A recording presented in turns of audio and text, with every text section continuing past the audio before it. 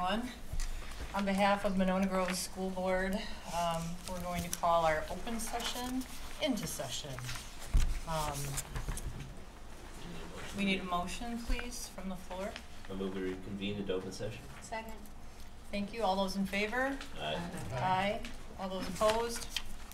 Let's do this. All right. Are there any recommended changes in the order of business tonight? All right. Hearing none, we'll take the agenda as it stands. Public appearances, I currently have 3. Okay, thank you. And a short reminder, please, that speakers will have 3 minutes each to speak, and I'll just take them in order as I have them. The first is Janine Kamita, and when you come forward, would you please state your name and address?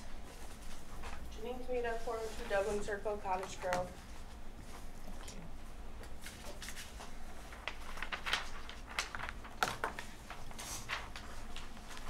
you. Okay, so I'm coming specifically to speak about policy 9130. We're going to break it down real easy for you, seeing as you had a hard time following last board meeting. So again, going through the facts of policies not being followed or executed correctly by the district or staff members or district employees. So this is specifically the public request, suggestions, or complaints policy. First item in the policy, it says the superintendent shall prepare administrative guidelines to ensure that students and parents are adequately informed each year regarding their right to inspect instructional materials used as a part of the educational curriculum and the procedure for completing such an inspection. I am not aware of where those guidelines are. I cannot find those guidelines, nor did I receive any notification of them. So, anyone want to provide where those are or how I access them? I'm guessing Dr. Olson should be able to answer it the most easy. I'll be glad to follow up following tonight's meeting. Okay. Second item in here, it says the committee that needs to be formed. Says upon superintendent's approval, the director of instruction may appoint a review committee including 1 or more professional staff members, 1 or more board members, and 1 or more laypersons knowledgeable in the area. I attended the meeting last night. The committee proved to not be knowledgeable in the area. Considering that the complaint revolved around school board policies, and those were never even spoken of or mentioned, and the English curriculum, which the standards, again, were never mentioned or discussed. Next item in the policy says the superintendent may be an ex officio member of the committee. It does not say the director of instruction may be. It does not say that the director of instruction can provide supplemental materials. Bias supplemental materials, in which we give 3 items of supplemental materials in favor of the complaint and 6 against. So again, providing some biased information. And it does not say in here that the director of instruction is supposed to facilitate those committee meetings either. Yet that's what happened. Nor does it say this director of instruction may try to persuade people on the committee to follow her thought process and her choice. Next item says the committee's recommendation shall be reported to the superintendent in writing within 30 business days following the formation of the committee. The superintendent will advise the individuals in writing of the committee's recommendation and advise the board of the action taken or recommended. We emailed Dr. Olson on December 22nd. He responded telling us that he would notify us when the committee was formed so that we could hold you to these dates. He never got back to us with that date of when the committee was formed. Pardon me, I'm going to ask that you wrap it up. Sure. Thank you. So none of these policies were formed. Wrong information was given. We had a committee member give a wrong piece of information, not understanding the curriculum and content, stating that Roll of Thunder, Hear My Cry is an easier book than To Kill a Mockingbird, but it has a Lexile of 920 compared to Kill a Mockingbird's 870. We also had the director of instruction tell them that there are 3 choice books in the English curriculum. There is 1 choice book. She also stated that there were 20 items for them to choose from. That is not exactly what the information was given from the teacher, that when the request was made, or the librarian who assists in that. Okay, thank you. Thank you for your time. Thank you for coming in. Our next public comment person, I have Chris Bondurant. And again, would you please come forward, state your name and address for record. My name is Chris Bondurant, and I live at 6209 Midwood Avenue in Monona, Wisconsin. And I'm here to follow up on the meeting I spoke with the principal, and then Mr. Olson said he'd get back to me. I haven't heard anything. I want to know what's going on with changing the policy of cutting freshmen. Okay. Now, does the school district actually have or about to put out a referendum to add facilities for sports? Now, the private sector already does that. I don't understand why our school district needs to do it when nobody that that is not allowed or able or financially able to have their kids involved in these club sports can't even make a freshman basketball team. I have it in my mind a way that we could get every kid playing. I know that varsity coach might not like it, but this is not varsity coach sports. This is freshman level sports. And I'm getting a little upset that I keep coming forward and I have nobody returning any calls, or, you know, why am I have to be out here? Why is our activities director not here saying, hey, I got 1,200 kids in the school. I need to get more involved in sports. I don't need to cut 30 freshmen. I'm tired of it being for the elite. And it's coming out to, if you don't have the money, even if you want to try out, I brought my son to 3 different tryouts for teams, and they wouldn't even tell me how many spots are open, because there aren't any spots open. They just want to collect your money, okay?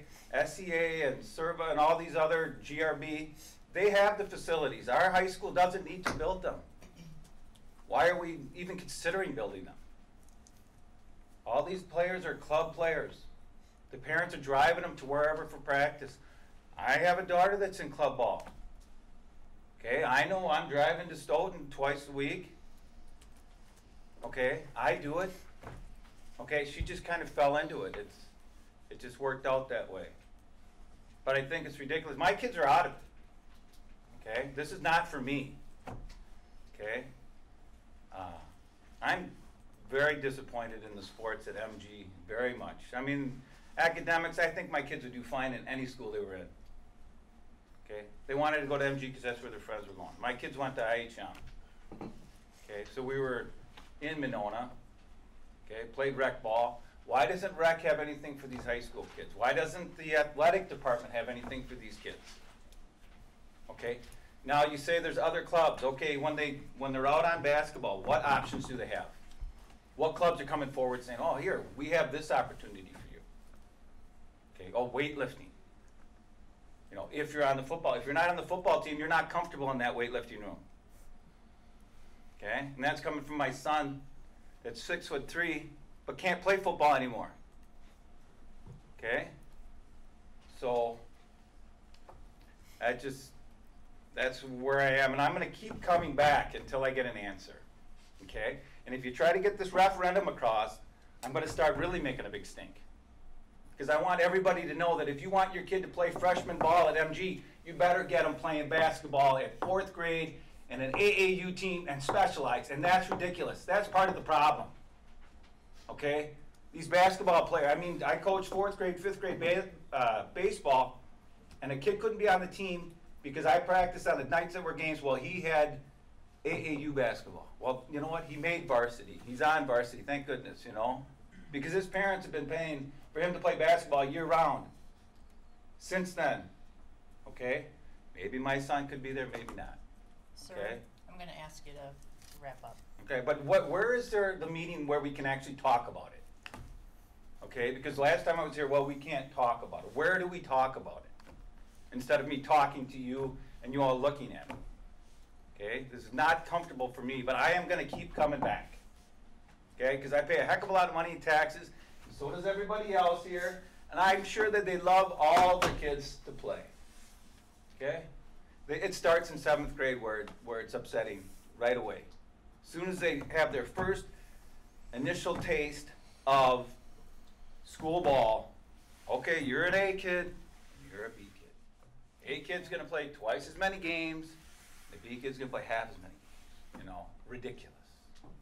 There's no reason you can't have 3 equal teams And maybe one team's off a week, but you know what, that's weightlifting, that's training, that's teaching these kids how to take care of their bodies. Maybe it's helping them with their homework, especially at the freshman level, okay? I mean, is that really what we want, is a single athlete sport, or single sport athletes? Thank you. I do think we need another venue. I do think we need a different forum for this conversation, and I do appreciate that you came. Okay, well, that's up to you guys to do it, not me, right? Correct. Okay. And I'll just add one piece of point information for everyone involved. I did get an opportunity this week to finally meet with Mr. Schreiner to discuss the concerns that were brought at the last meeting, and I'll make sure I have a follow-up to the board with regard to that as well as to Mr. Montra.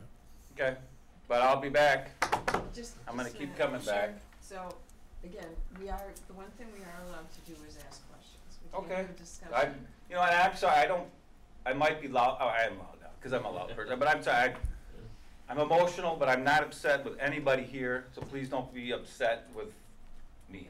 And I'll get better, because the more I'm here, the more comfortable I'll be. Well, and I'll probably get those answers from Dan, but it's been 2 weeks, so maybe I can get just a little background here. So, has there been a change in policy, or is this an effect that you're starting to see now? The problem is that why hasn't there been a change in policy? That's what I want, that's what bothers me the most. Why the school district hasn't stepped forward and said, you know what, coach, varsity coach, we really need more than 15 boys playing basketball when we have 45 trying out. You want this, okay, we've taken in open enrollment so much that the school's packed, right?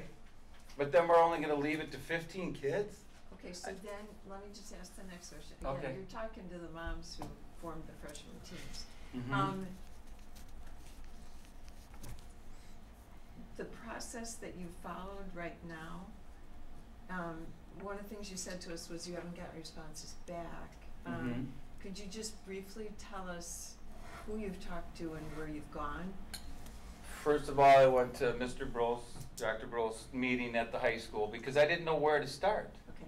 I did not know where to start. I don't want to say anything about the activities director. I don't think we have an athletic director. I've only heard him introduced as an activities director, so he needs to be That's correct. more involved in getting more activities.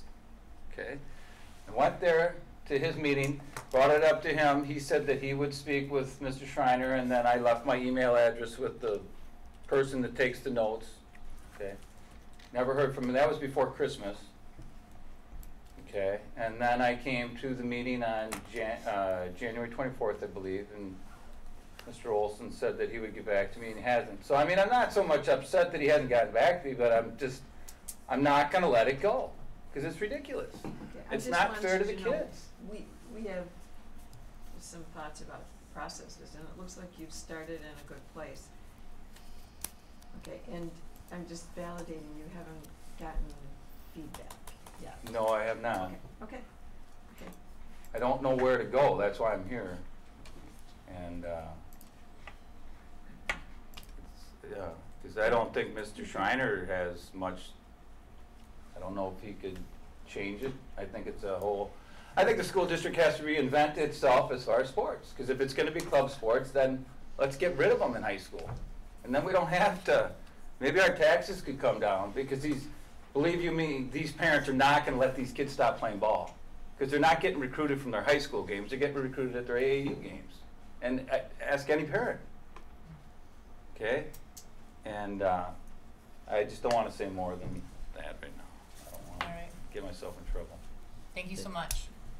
Thank you. Any more questions? No? Okay, thanks. All right, our third speaker for public comment tonight is Jeff Simmons. And again, if you'd state your name and address. Thank you. Jeff Simmons, 6011 Winnequa. I think as probably a lot of you can guess, I'm here to complain about the process by which To Kill a Mockingbird is being considered for removal from the school's curriculum.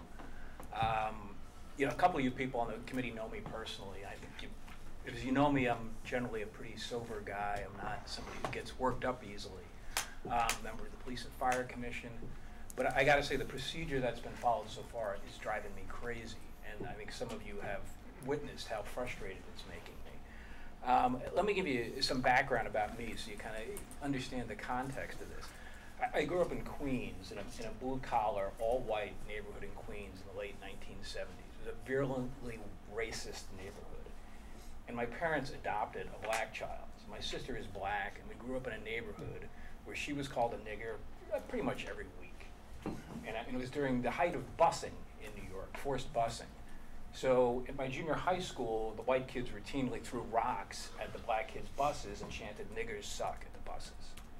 So that's the environment I grew up in. But I also grew up actually loving To Kill a Mockingbird. It's one of my favorite books. I've read it several times, loved it, never really thought twice about it until recently.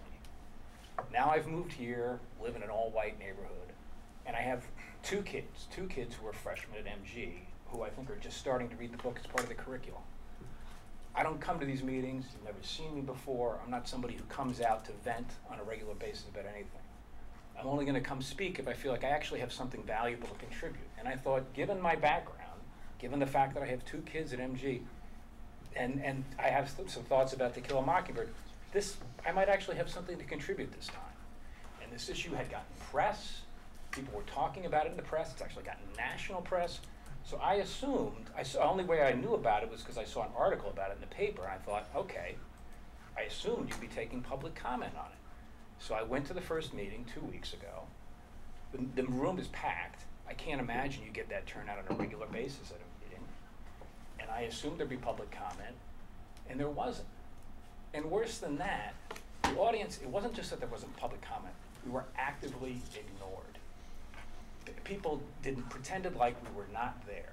And the committee members, and I feel sympathy for the committee members because they were in a tough spot, they were members of the public. But they were, the only acknowledgement that the members of the public got was when the members of the committee were indirectly told that they could ignore the members of the public. They said, there's a lot of interest in this topic, you're free to talk to whoever you want, but you're also free not to talk to whoever you want. And I'm sitting there, so steam is coming out of my ears. I'm sitting there for 2 hours. I left work an hour and a half early so I could be there. And so I sat there to be ignored. And so at the end of the meeting, I asked the people who were in charge of the meeting, why wasn't there public comment? And I didn't get a straight answer. The answers I got were, well, the process doesn't call for public comment. And I said, well, that's fine, but why not?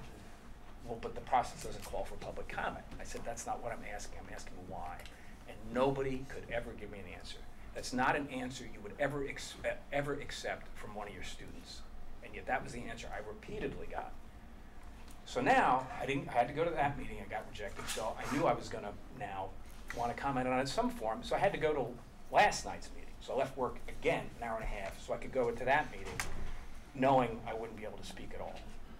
And I wasn't, and that meeting made me even more furious. And the reason I was most furious about that is the lack of public comment here clearly affected the process in my view. My understanding of this complaint, and I should say it's my understanding because I could not find the materials for this posted on your website anywhere. And the materials that were given to the board, I couldn't find them. I looked for them after the first meeting, I looked for them again last night with my wife, who actually is much better at navigating this. We could not find them. So I don't know what's up with that, and I don't know why extra copies weren't brought to the meeting. But back to my point, which is that it affected the outcome. My understanding of the complaint is that one of the parents complains that she has an African-American child. And the book uses the word nigger 47 times in the book, okay?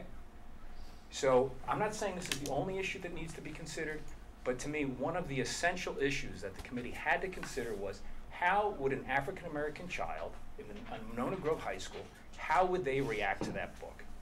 And there was no meaningful discussion of that issue. Susan, I talked to you after the meeting, you said maybe there was some discussion. I looked at my notes, I had a quote, somebody said, I can't imagine what it would be like to be an African-American child reading the book, which is great, but that's the sum total of the discussion.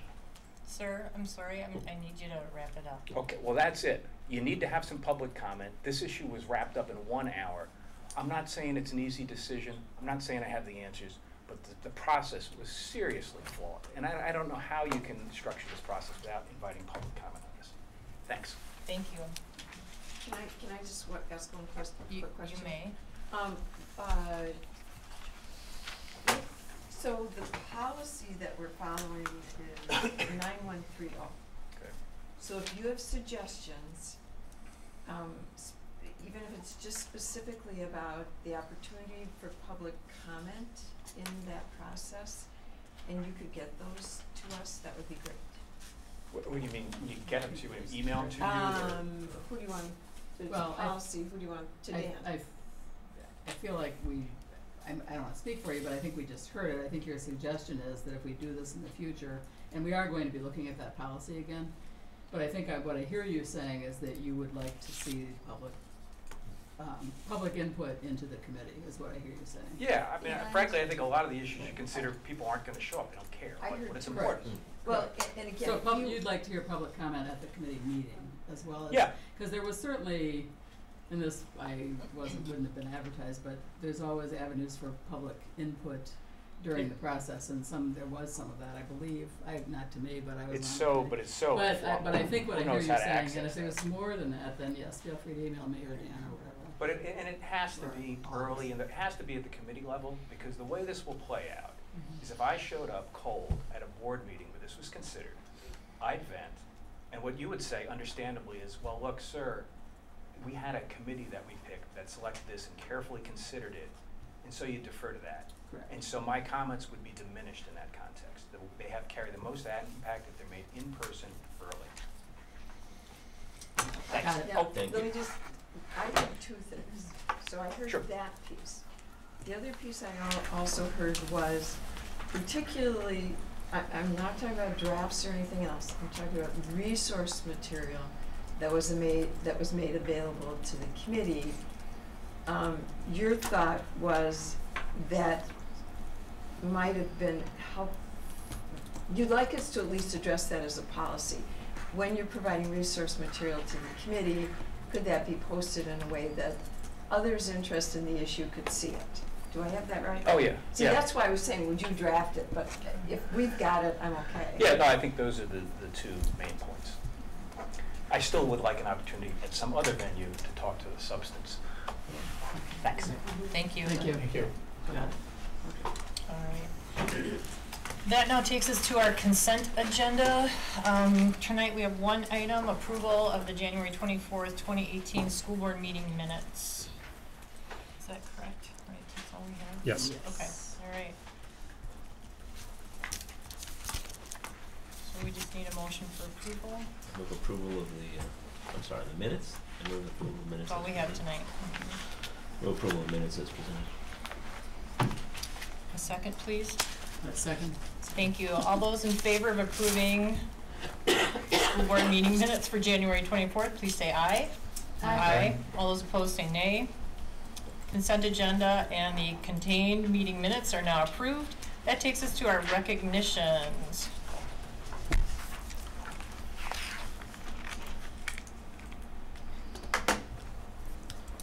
Do we have I any? don't believe we have any this All evening. right, so just checking in. So Paul's not here? Yes, here. Is he? Oh, swimmers, I don't have all the names, I'm sorry I didn't put all the names down, but we had just a whole pile of swimmers that qualified for, state, right? That's what last weekend was? And the hockey team beat McFarland, so, which was kind of exciting. And it seemed to me there were a couple other teams, that's why I was gonna defer to Paul, because those are the ones that I had seen, but congratulations to those kids and good luck. And the chili music cook-off on that was- Sunday was yes. barn burner. It was awesome. Okay, it was good. I mean that. It was good. It was fun. All right, that takes us then to correspondence and announcements. We've done.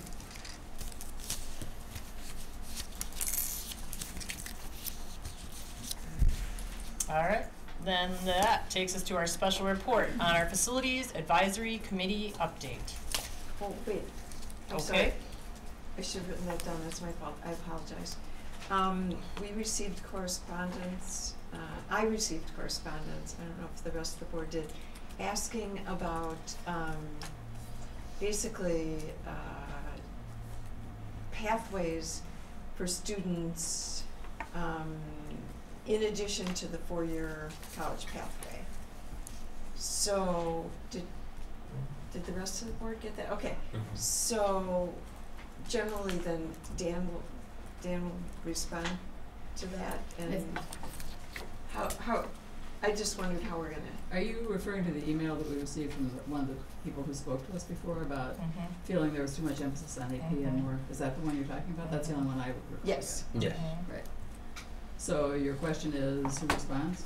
Yes. Okay, and it's usually Dan. Dan or the board president. And I did a short response myself so far. Okay, because we didn't see That's that, what right? you- I just, again, Acknowledgement. maybe one of the things that makes us think about in terms of correspondence, because I don't think we have the background that we might have had, is just in the superintendent's report sometimes, just getting an update on those pathways, that would be great.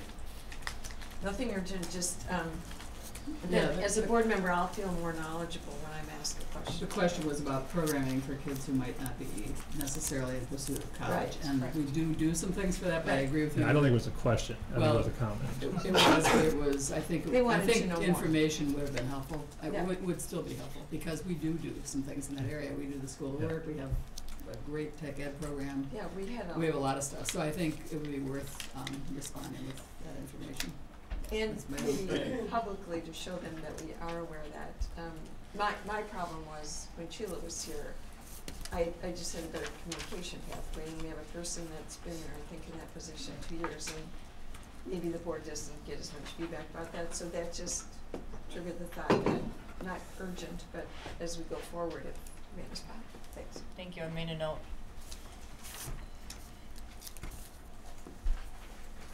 And on that note, that will take us to special reports and our Facilities Advisory Committee and the preliminary recommendations.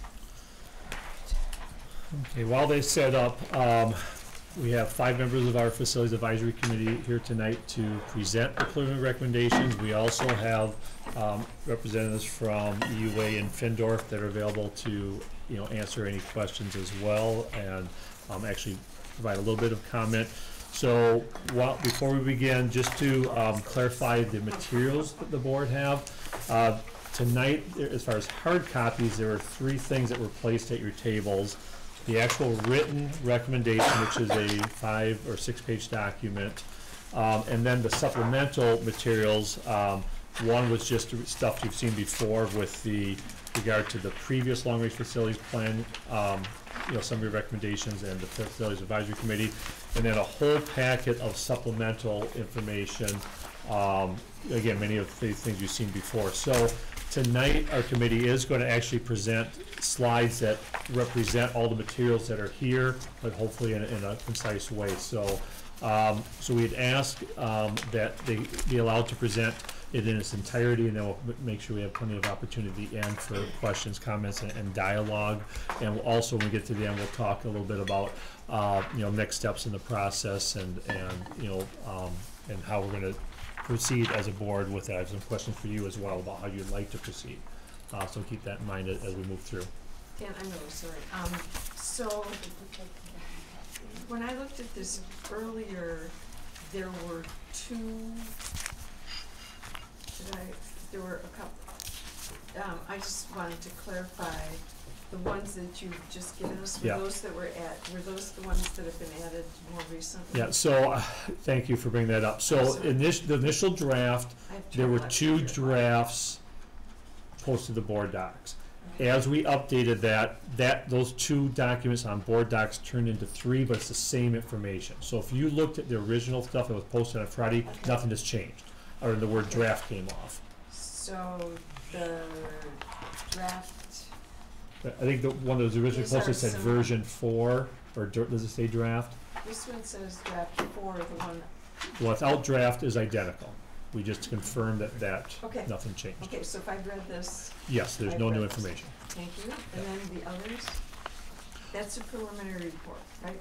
Yes. Okay. And then, oh no, The recommendations, the These are the preliminary report are the recommendations, got it. slides that you're gonna see that are essentially the same slides that were in the other materials, but in order to present. So, and then you were also given an additional document for notes, to follow along Look at tonight. this. It's in front of us. that's right. Yeah.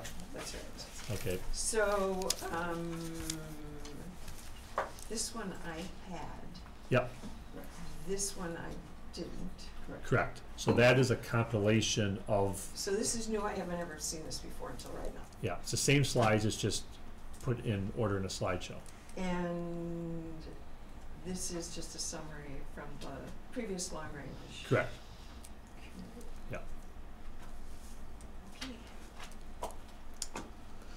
So I would just encourage board members to please record questions along the way, so that we can bring those back into discussion. I appreciate it. Thank you. Thanks, everybody. All right. Okay, so we're gonna present to you our preliminary recommendation. I thought we would start by introducing ourselves. So I'm Meg Kramars, I live in Monona. I have a second grader and a fourth grader at Winqua. I'm Joeyama Miller. I am a Monona resident. I've been in the resident here for over 40 years. All of our children have gone to school here, and I've also served on a variety of committees over those years that I've been in the district. My name is Pat Howell. I'm a resident of Monona, have been since 1990, and my children and grandkids are students of Monona, and I've been a teacher in the district. Hi, I'm Patty Parrott. I'm a Cottage Grove resident with a 3rd grader in Cottage Grove School and a 6th grader in Glacial Drumlin. Jason McCutcheon, Cottage Grove, and I've got a junior. Okay, and the rest of our committee members are listed here. There was 20 of us, 10 from each district, or from each city in the district. And tonight we're going to talk about process, the needs, the options that we reviewed, and then as well as the cost, tax impact, and some key issues that were discussed in our meetings. So first, the process. The board, you all here, charged us with some key responsibilities. We have completed numbers 1 through 5 years. We've gone through the background data, most of which you have in front of you. Looked at the different options that were presented to us. We had some great discussion on all of these. And right now we're doing our preliminary recommendations to you all. So we have, to date, met 7 times over the last 4 months. Like I said, we have looked at all the different data. We've had great presentations from in regards to projection enrollments and different building options, and we've had some really good discussion around how we're analyzing the different facilities, and that includes that we want facilities to offer a welcoming and engaging environment. We want them to provide space for future enrollment growth. The facilities should represent a good value, and that they should be equitable and aligned with community values. We also identified some needs that our facilities in our district have over the next 10 to 20 years. So the chart here that you have also in front of you it identifies the capacity. It's our capacity chart. So right now it doesn't include any open enrollment numbers. This is just like actual residents of Monona, and it's based on an average of the projections that were given to the committee. So it shows here that in 2019-20, Taylor Prairie is going to be over capacity, as well as Cottage Grove and Glacial Drumlin within the next 5 years. So that's, and then the high school is also going to be over capacity potentially in 2029. So we definitely have some need for additional capacity in the district. Also talked about some priority maintenance needs. And there was an extensive facilities review process, and the district identified $16.4 million in priority maintenance needs. The slide here shows that it's how much money is needed for maintenance items broken down by the different buildings in the district. And then the next one shows where they're needed. And you can see this is the roof repairs, plumbing, HVAC. They're not just like things that would be great to have, things that we want. They're things that ensure the facilities can continue to run safely and efficiently for all the students in the district. Also talked about making sure that that there's consistency across the district, so that we think 5th graders would be best served in an elementary setting. So we should try our best to get them out of GDS. And that was overwhelmingly the position of the committee, that 5th graders would be better served in an elementary setting. So that was another need that we identified from our facilities, as well as flexible spaces. So students today do a lot of collaborative small group learning. We also talked about the fact that teaching and learning practices change dramatically, and they change very quickly. And so it would be great to make sure that we have spaces in our buildings that can be flexible and that can be adaptable to whatever, you know, the next big thing is in the teaching movement. And then athletics is, there's some big challenges there that our kids are being kind of sent all over the place because we don't have facilities for them to use for their training and their practices and games. So, and we based that on the long-term facilities planning committee work that went really in depth into the needs of the athletic facility. So you're very familiar with the needs of that. So that's just what we touched on, the kind of high level where the needs are. And with that, I'll turn it over to Joe. Thank you. So this may look quite complicated, as those of us on the committee were having to look at different options, and we broke them up basically looking at option A, C1, and C3 as neighborhoods, and what would that mean to be a neighborhood school. We also looked at options and discussion really regarding grade transitions, which meaning that all students within the district will transition according to grade and not by neighborhoods or by territory. And so we developed the different kinds of options. So we had B, we had C2, and C4. And in our discussion, we also then created a hybrid, which was D. Not only did we look at these options carefully and relate to the academics and the transitions, we also had to think as we continued to develop it, what would be those costs and things like that. And those 7 options were always looking at 4K through the 8 level first.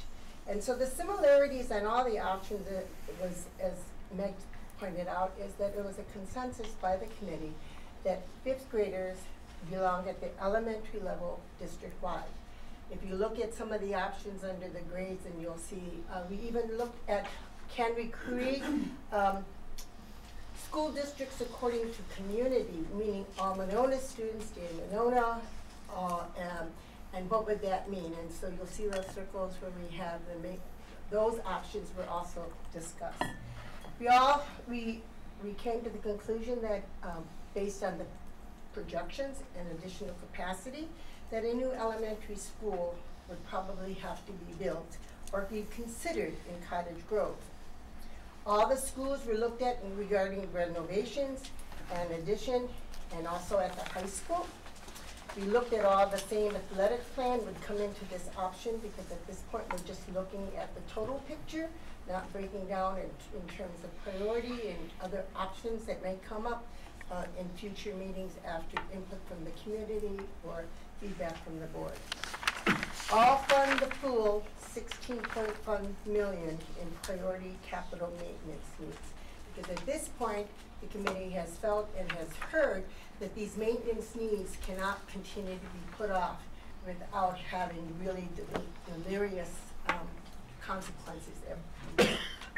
We spent a lot of time on grade configurations and the implications of attendance boundaries, the impact of bringing Maywood back online as a district school. And in early January, we eliminated option A, C1, C2, and C3, i.e. the neighborhood schools. The discussion was that having to develop boundaries and other issues may cause more problems than just creating while we might all like to have our children go to neighborhood schools. The consequences of neighborhood schools may bring in more problems, more costs, and some other things. So in late January, when we met again, we looked at option C4, which is a great transition, but it's identifying a different way of setting up the grades, including keeping that Maywood option open to us. And primarily the committee felt that the cost of it was a little bit more than we were willing to consider at this point. And so at that point, we eliminated C4. So some of our preliminary recommendations was look at option B as our primary, but we would also keep option D online. And the primary reasons for these recommendations is that option B allowed for that additional capacity. It expanded 4A and K to meet long-term enrollment projections. It addresses the issue of the primary capital needs at the $16.4 million. It gave us the most flexibility because we could remodel these existing schools to create that more flexible learning environment, expand core spaces, and create more equity between the schools and the communities. And at this point for athletics, we could centralize practice in competitive fields and reduce the use of shared facility.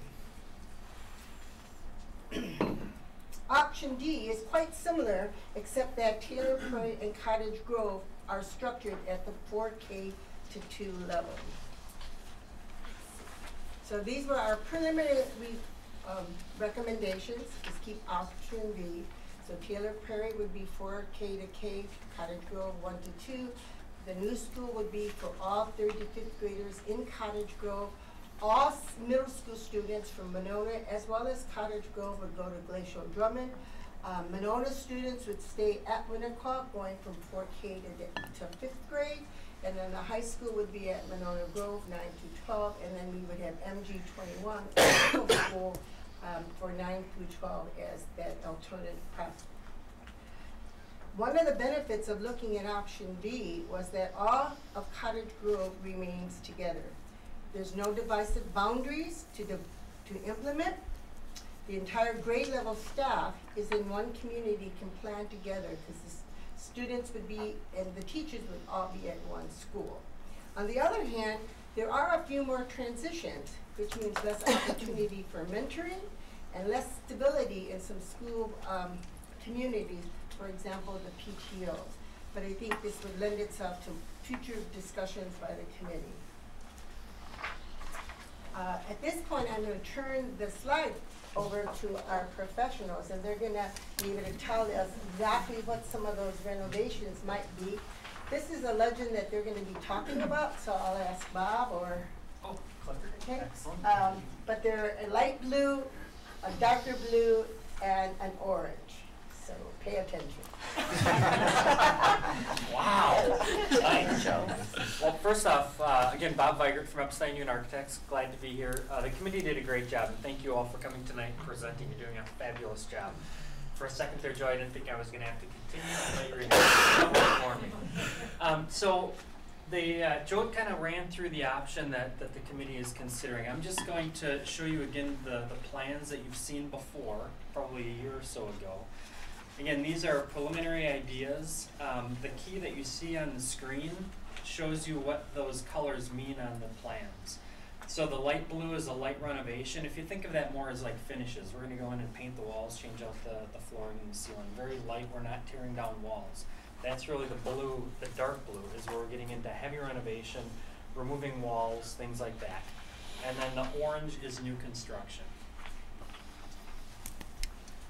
Where do I need this? Oh, sorry, I'm hitting the laser. Okay, there we go. So I'll go through these. You'll notice on the right-hand side that the scenario key, if you will, or the preliminary option is shown there.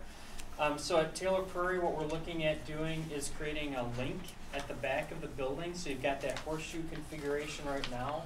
We're looking at creating a loop through so that there's good circulation. You'll notice there's some boxes shown there. We're showing some potential collaboration spaces being constructed in that area for those kindergartners. And then like I had mentioned, the light blue is a light renovation, the dark blue is a heavy renovation. So we're looking at, again, some of the spaces, for instance, the stage, trying to do something with that so it's a little bit more usable. And then, like I said, the lighter areas, we've got the cafeteria and things like that. And again, these are preliminary ideas that we've looked at a few years back after we walked through with building principals and identified some areas that might be up for renovation. When we look at Cottage Grove, you'll notice that there's a lot of dark blue here. And if you think about what we're doing with that building, and if you've walked through that building, and if you remember the facilities study, there was a lot of identified work in there. This one in particular, we are looking at doing more of movement of walls, if you will, trying to open that up, create those flexible learning spaces, those visual connections between spaces. The other areas that you'll notice is down by the cafeteria. That whole area is dark blue. We're looking at expanding the cafeteria, making it really twice as big as it is, almost going back to probably what it originally was designed for. Same thing with the library, thinking about what is that now compared to what is it, currently, what should it be? So we're looking at a lot of renovation work there. The newer section, kind of to the south east, is relatively good shape, so we're showing that in light blue, so we're just doing finishes really in that area. You'll also notice that there is a little bit of an orange bar kind of at the front entry here, and one of my first visits to the building was driving up and thinking that the rotunda that's at the end was the entrance, and realizing that it was in back of me and needing to go back. So what we're looking at is trying to make that entrance a little bit more inviting, a little bit more prominent. So that's what that piece is. The new elementary school, you've heard about that. We're showing, again, this is a preliminary idea. There's a shape to a building, but we have not laid anything out. That's a square foot block that kind of represents what that building would look like. We're starting to show some parking and some traffic flow around it and some playground area, but again, this is very preliminary. It's more of a block diagram, if anything. When we get to Winnequa, again, we're looking at some light renovation and heavy renovation. Here again, you'll notice that there's a bar of orange off of the one wing connecting up the other wing. What we're looking at doing there again is creating a loop around the building so that there's easy circulation from one end to the next. So you're not going from the IMC all the way back around and then going down on the other wing. So that is a big improvement. The other thing that you'll notice is that big block of space by the kindergarten area. That is the library. There's spaces in there, computer labs that we're looking at renovating and really bringing up to modern day learning environments. We're also looking at renovating the cafeteria space. And also we've got the gymnasium showing kind of light renovation as well. The other thing real quickly on this one that we're looking at doing is flipping where the office is. And I think we had talked about this once before. When you walk in the building, there is a buzzer that buzzes you in. But once you're past the vestibule doors, you really have access to the building. So what we're looking at doing is moving the office area to this block here so that we can create a secure access point where you enter into the office, check in, and then gain access to the school. So there's a little bit of shuffle that we're anticipating would happen at the front entryway. Again, this isn't designed, it's just a concept at this point. Glacial Development, we are looking at the collaboration spaces, I'll call them, in the grade wings, looking at what can those spaces be. They're pretty wide open now. In concept, those are great ideas, and we do put those in. The problem, a lot of times, when those were created, is the furniture to really utilize them was never put in. So what we're looking at is opening those areas up a little bit more, doing something different with them. We're also talking about taking the classrooms that line that area and creating some additional visibility into that space so that teachers can be in one space and still see in the next. You'll also notice that there's some orange areas here, specifically up by the cafeteria. So we're showing some light blue and some dark blue. We're talking about heavily renovating the kitchen.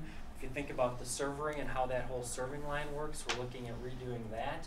We're also looking at adding on to the cafeteria and expanding that space out. So that's what that orange and dark blue represents. The other orange bar that's just to the south of the gym, we've got a 2-story piece there that we're looking at.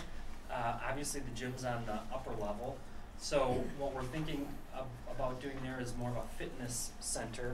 And then depending on how this all pans out, the spaces down below could be special type classes, or we might end up moving some other things around within the grade wings. It really depends on programming once we get that far. But we do have programming already scheduled for that. At the high school, again, you heard from a capacity standpoint, probably in about 10 years or so, based on the projections, you may have some growth issues there. The drawing that we're showing right now within your drawing has some dashed lines. Again, we're thinking about long-term where could an addition go with some academic space. We're not necessarily showing it in orange here. That would be something that would be in the future. What we are showing here, however, that would be moving forward potentially with this option are some interior renovations, again to the IMC, to the fitness and weight areas up on the second floor. And then we're also doing an expansion by the theater for some storage and receiving back in that area. You heard a little bit about the athletic fields. Again, we've got a list of things that we've included within the options and within some of the maintenance pieces, and those are shown here. One thing I'll point out, this one field in the middle that says stormwater management, we are not creating a pond there. That's basically saying we've got a stormwater management issue and that area needs to be addressed. There'll be some grading and piping and things like that put in. So you're not necessarily losing any athletic field, it's just pointing out that there's some work that needs to be done for stormwater management.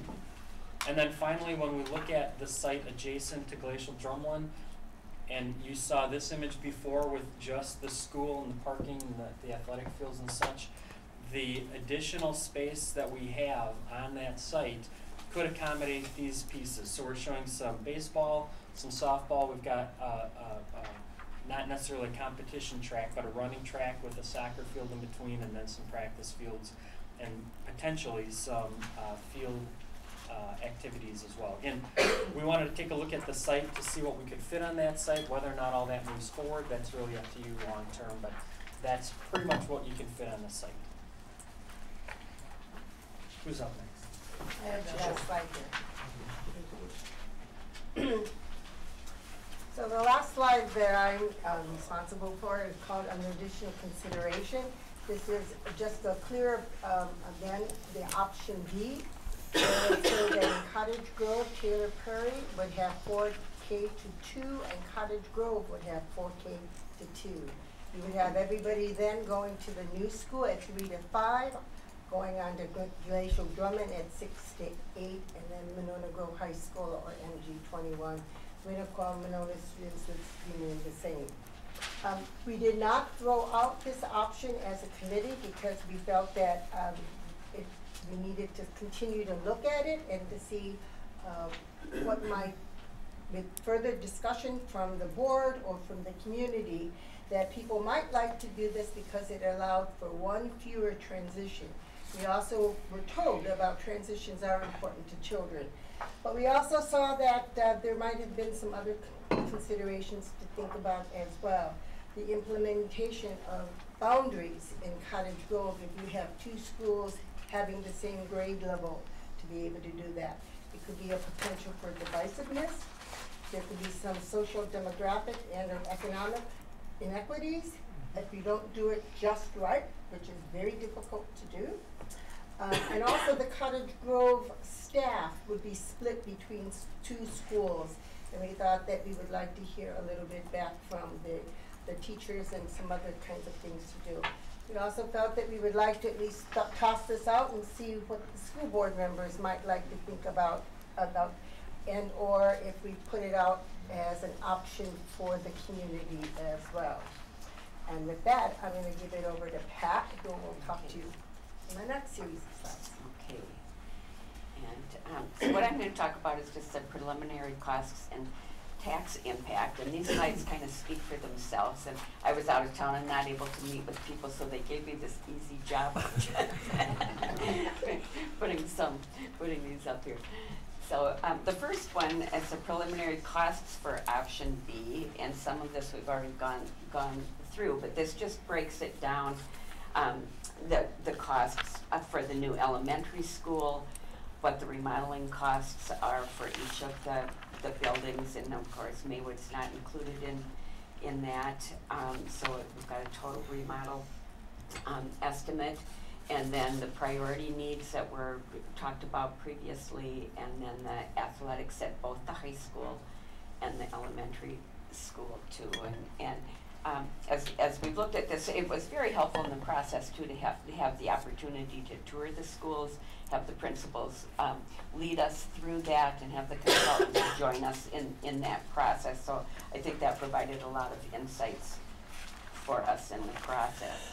Then the next one is the maintenance costs, and again, this is a breakdown too that we've had a chance to look at already, but the priority maintenance items for 2019 for all of the schools, including the district office, and MG 21 in this one as well, what's needed in the next 2 to 5 years, and then on to the next 6 to 10 years, and then MG 21 to be determined in the future. And final is the athletic breakdown. So, and taking a look at the high school costs, looking at the cost for the football field, tennis courts, and the track field. And then also some estimating with the new elementary school and looking at competition baseball fields, baseball practice, various sport practice fields, just developing the site, soccer competition fields, softball competition, and track. So with our total of a range of 13,455,000 up to 14,835,000.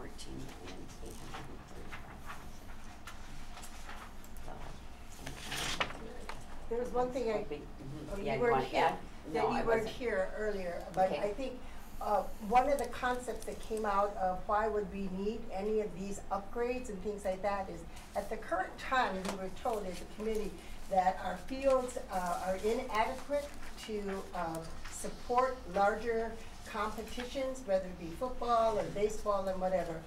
This would allow us to have those kinds of conference tournaments or district-wide, whatever the regional ones to be able to do, which then can also bring some additional revenue into our programs and things like that. And so this is why we were given that really high and lows if we went to it, and then the committee would then be able to go in the future meetings to break down and see what is, what would be the discussions going forward. But at that point, we did not know as a committee that many of the high school facilities were so inadequate that they could not be allowed at all under the WIAA to run tournaments or anything else. Just one thing to add to this as well, I think when we're thinking of athletics, it's really easy to think about it at the high school level, but what this preliminary recommendation does is it also opens up facilities for our elementary students throughout the district as well. So having kids in that age range, that's something that there's a shortage of too, but I know whenever we talk athletics, our mind instantly goes to high school, keeping in mind this is for all of our students across the age levels. And it allows them to practice and perform at one site, not spread out throughout the other sites throughout the two communities. All right, so since the committee did an excellent job of walking through the process and looking at all the different things that they considered, we also wanted to talk about, obviously the cost, but then also what that tax impact looks like. And what this first scenario shows like, and this is obviously all preliminary, and as you will hear from the committee, next steps is these are not final recommendations. You will go through a community survey, and based on the feedback from the community survey, based on the final recommendation from the committee, and then the final approval by this board, these numbers definitely can change. But we wanted to be able to look at these as, as we were making decisions or as they were making decisions. So as we looked at those number of options, we costed those out, and we have option A, a low and a high, option B, a low and a high, and all the way through our hybrid of option D. This is using the total borrowing that we had looked at each of them, so that included building the new school, the capital maintenance projects, and the additions or remodeling for the flexible spaces, and the athletics. So like I said before, that doesn't mean that this is the final dollar amount. Some of those things could be included and not. As we walk through our operational referendum, there's two types of ways that taxes are impacted in these types of projects. Obviously, this is talking about debt, so this would be for us going out and especially getting voter approval to issue debt to build something or to remodel, which has an end date to it.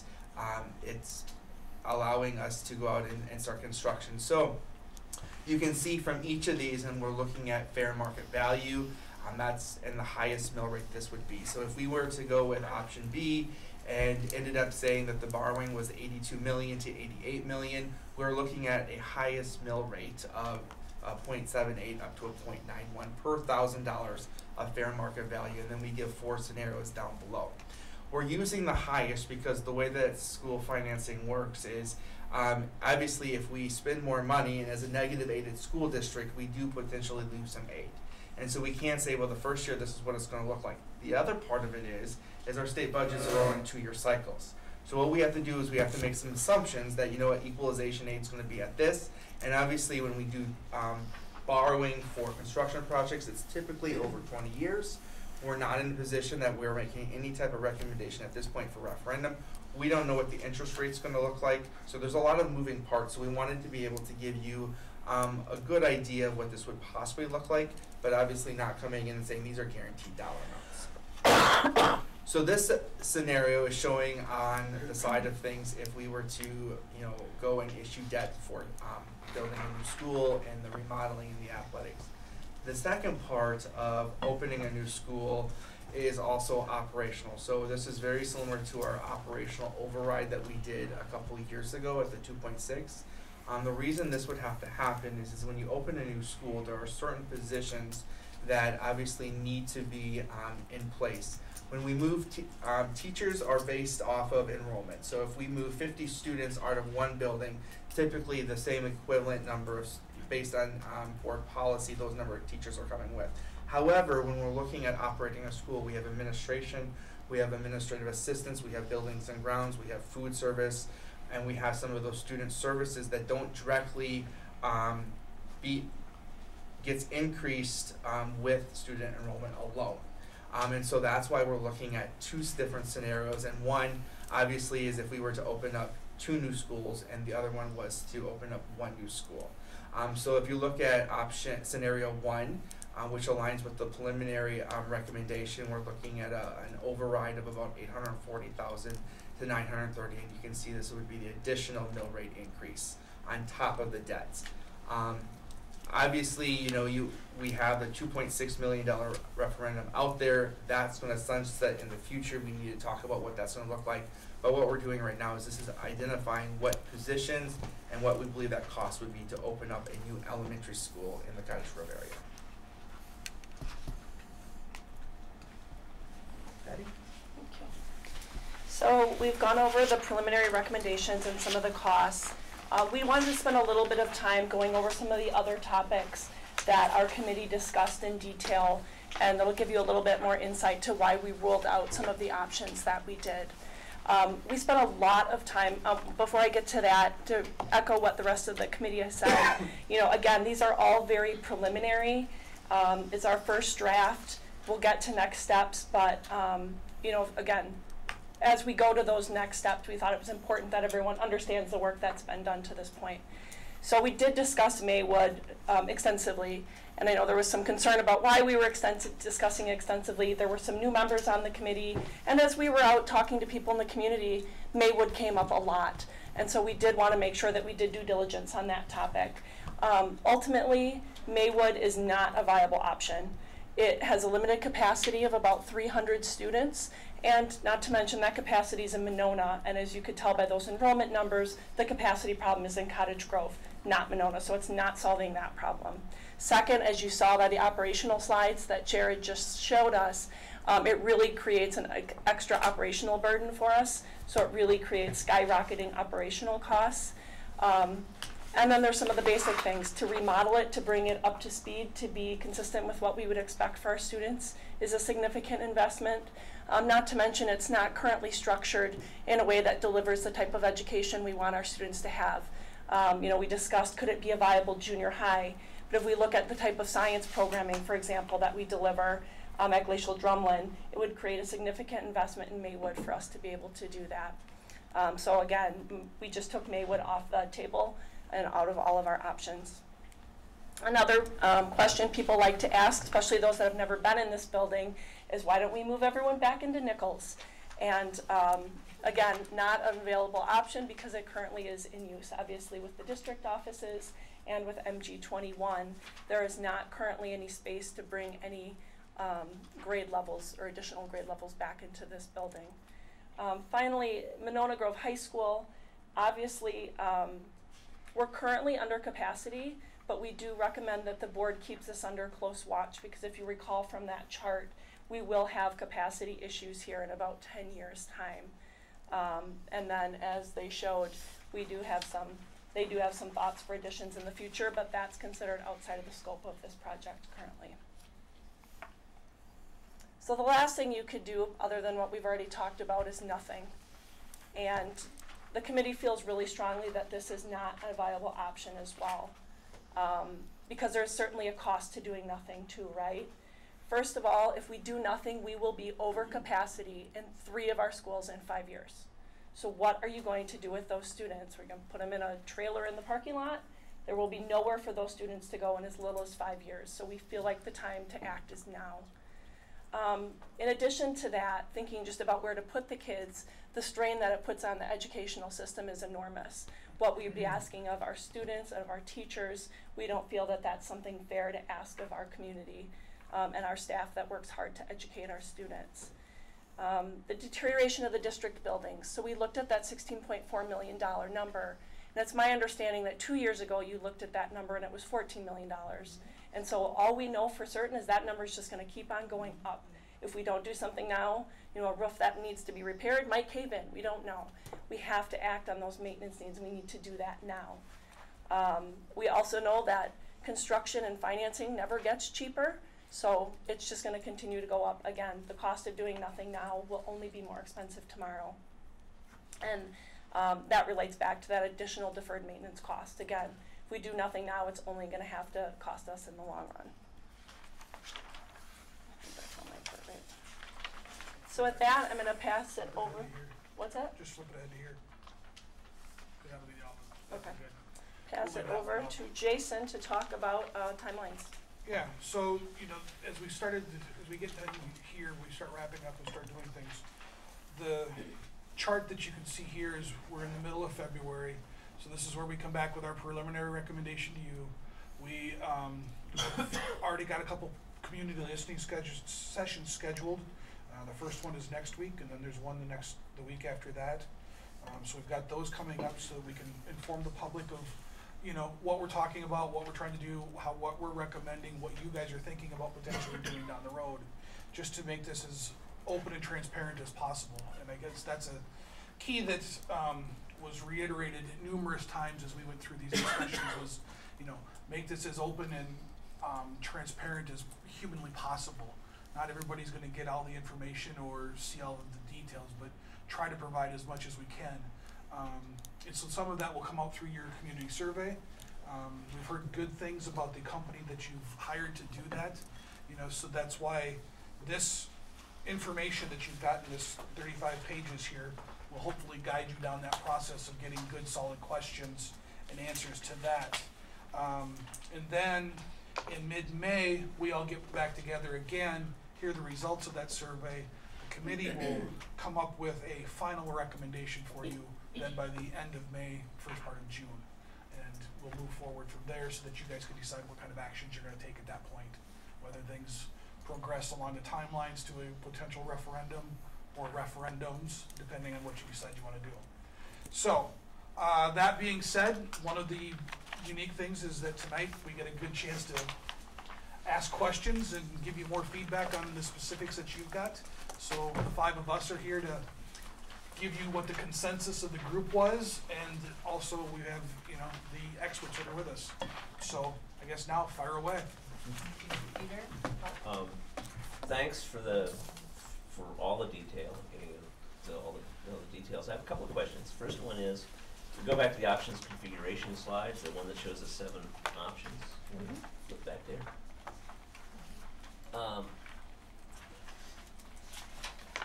That's the one. You kind of recommended that, you recommend B, and then also hold on to D. I look at A and D, and I see a lot of similarities in that we have 3 transitions, we have neighborhood schools, we have districts, but I do see that A is $7 million cheaper. if you look, could you elaborate on why you chose D over A? sure, if you look very closely, the config in option A1, it goes in Cottage Grove 4K to K, 1 to 5 at Cottage Grove School, 1 to 5 at the new elementary school, and then everybody over at 6A. B, which is about this, it goes 4 to, all of Cottage Grove will be 4K to K, 1 to 2, all at 3 to 5, and 6 and 8. And I'm asking you to compare A and D. And A and D, and the difference being is that there's, in the D, as I mentioned before, it's 4K to 2, and then 3 to 5. You have divisions of boundaries, when you have two schools with the same grade level. Yes, but so does option A. But, yeah. And So we've got A and D, yes, and they both have the same transitions, but one is cheaper. Yep. Let me, if I may. Yeah. When we started the process, we started out with 6 options. Option D didn't come on board until partway through the process. Okay. And we'd actually already eliminated option A before we even saw D. D came about as a discussion point of another what if scenario, so to speak. Option A was primarily limited because of the boundary issues and the concerns over equities of the schools. And that was really the biggest driving force. The consensus is that as much as people say they want neighborhood schools, when you start dividing a community up, it gets a little hairy. And so the committee as a whole felt that transitions was a more comfortable and palatable option in our minds. And so that's where that started. So again, A was eliminated pretty early in the process along with C1 and C3, and then D came in towards the end. And the general consensus is that B is our recommendation right now. D is something that we would okay with if that was good from an educational standpoint, because one of the concerns with B is a school of 4K and K. The other part that they had also discussed. Peter, one thing about D that's really attractive is that everybody in Cottage Grove would have children in the new school. Yeah. So there's a major difference I can spot right away between A and D. And in A, half of the people in Cottage Grove are at a brand new school, half are in a remodeled old school. And in D, everyone would have an opportunity to be in the new school who lives in Cottage Grove. And to me, when I looked at A and D is more palatable for a number of reasons. Okay. All right. So yeah, I wanted to, for your second. I understand why B is chosen. I just for this second option, I'm wondering why there's you favor that one was or the primarily it. Carrie hit that. My second question, if I may, is the it's the sort of the priority maintenance needs. Are any of those currently budgeted on our plan?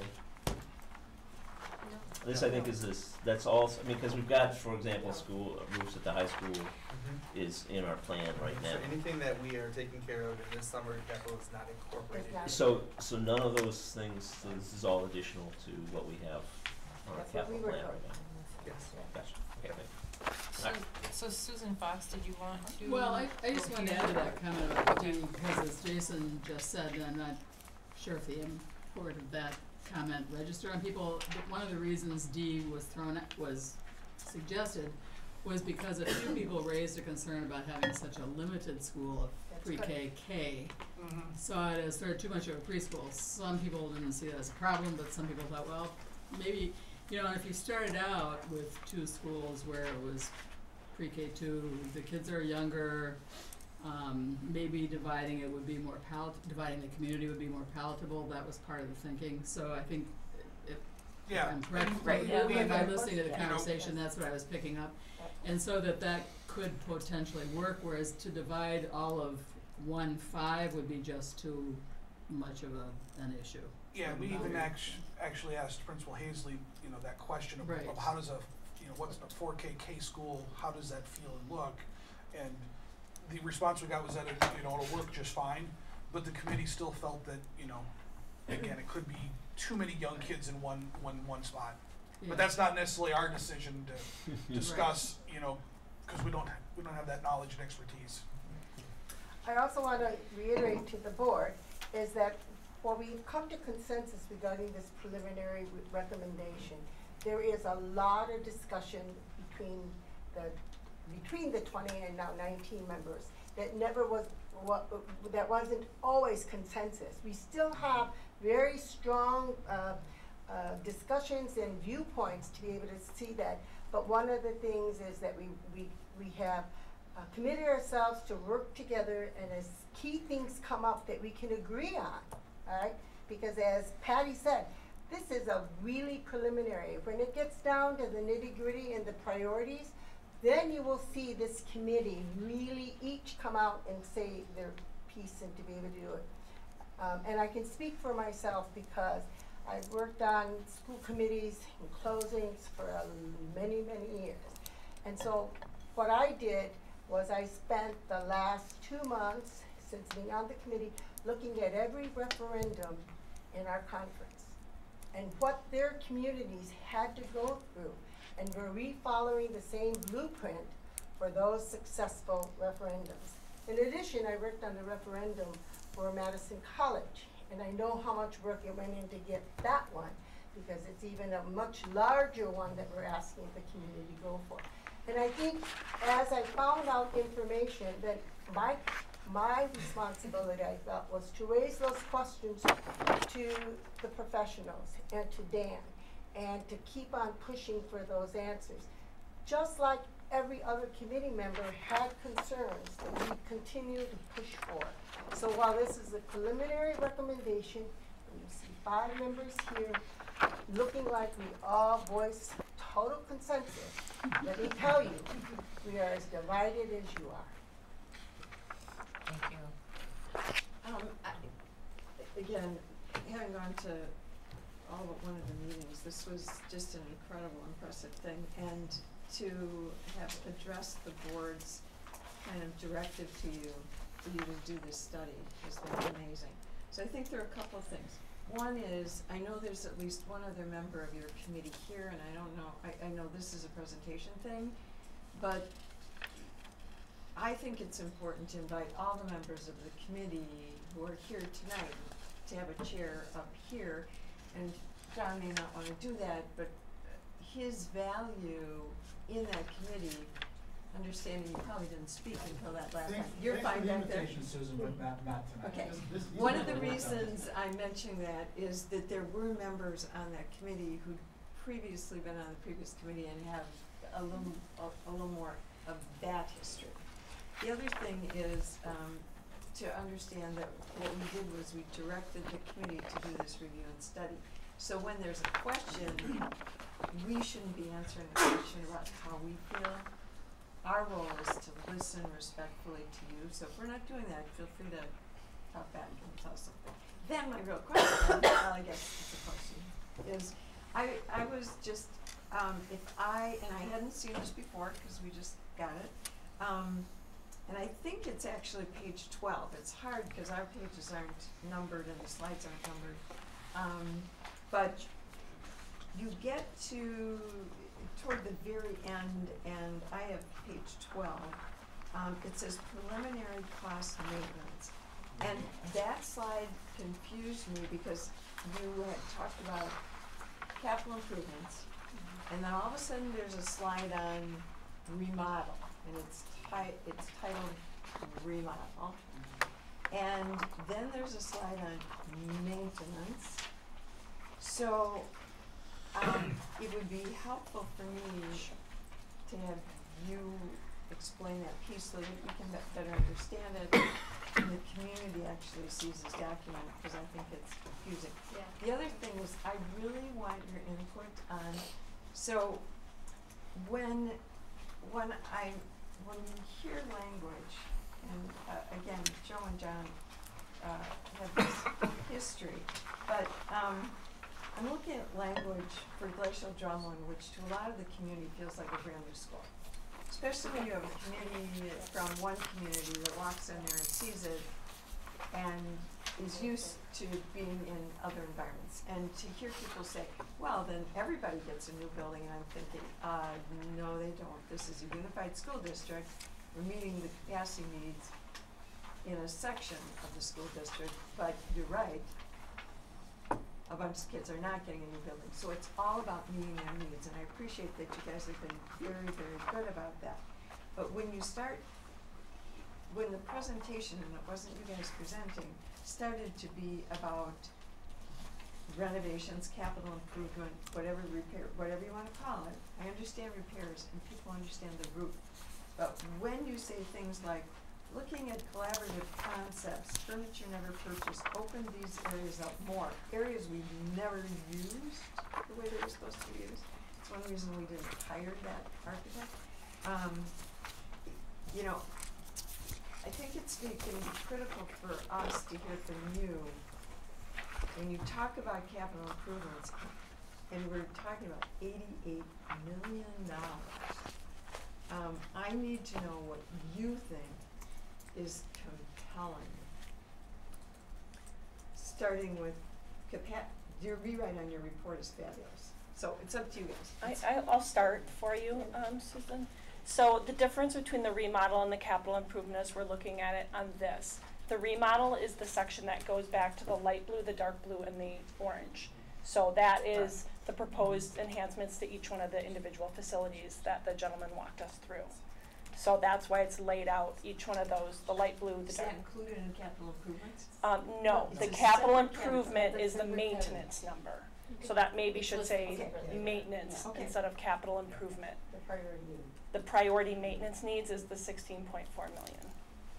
Okay, and the remodel is to make it better. To make it better, so that was like the corridors, Right. the, Whatever is needed to make that school the best learning environment. And again, what we have been told that these are preliminary numbers. Now, we don't have to accept every remodel, every school being able to say, extend that, do this, do that. You know, we're looking at first, what are some of the options of what is really needed, and it came out clear because of additional capacity needs. And we've even had some discussion, not a lot, but what if we even had the board change, you know, the student class size? What would that do for capacity, right? They said, we can get back to that later. Well, I'm gonna wait, and I'm gonna keep Dan and all these other folks online to say, what if we raised it 1 or 2, right? How much more of a change would we need to have in additional classrooms or additional costs? Because again, those are discussions that other people have had, not among us. One of the other things is really looking at key transitions and academic needs and priorities to be able to go back to that, to make sure that we are going to be schools of the future. I looked at McFarland and other schools. They're doing virtual, you know? Now, the results of the virtual school are not very good, but they have really cut back on their building needs and a lot of other things. So again, do we look at what the future brings out in terms of building capacity, meeting additional capacity, and giving the school district the best that we can do? I will say that for all of us, and anybody else can agree, we are as concerned as you are about the dollar for every single person. We have children and grandchildren in the school district who are not big earners. They are here because of the school district or the sports or the academics. But we also know that they cannot afford some of these huge things that have been brought to us. And we're going to be really diligent about that. to address your question about Glacial Drumlin, a couple of things there. I think we did talk a lot about Glacial Drumlin and the weird empty spaces that you see when you go in there. And I think it's the desire of the committee to make that space usable again. And so that's what the desired renovation there is, to take this weird empty space right now and make it something that is functional and usable. Second, the things he talked about, the cafeteria. You know, those of us with young kids that eat lunch at like 7:15 in the morning, I know that's an exaggeration, but you know, the number of lunch lines they run through there is ridiculous. And so that, you know, that remodel to the cafeteria is absolutely needed because it's not conducive to our students who are eating lunch very early or very late in the day. So it's really, yes, we agree it's a beautiful school, but there are things we can do to make it better and to make it more usable and to open up some of that space so that it can meet those growing capacity needs as we move forward, in addition to taking the fifth Did you graders out. consider renovation to the gym, which when you pull out the bleachers, you can't even use the field?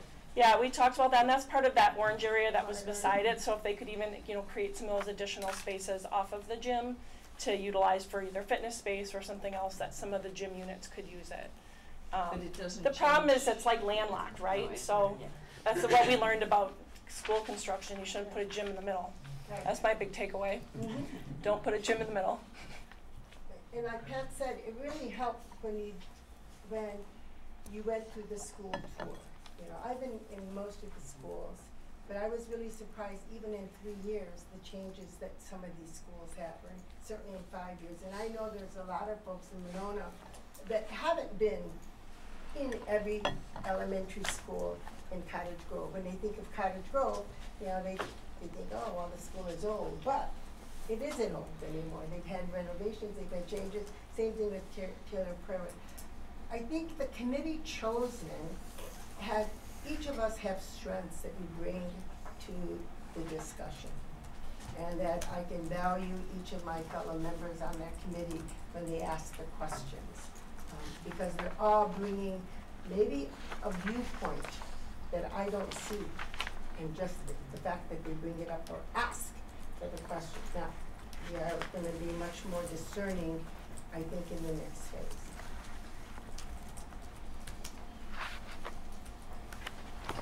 Thank you all for all of your hours and hours and hours spent on this. We really, really appreciate it. And a lot of this we knew when we asked this committee to start looking at these things.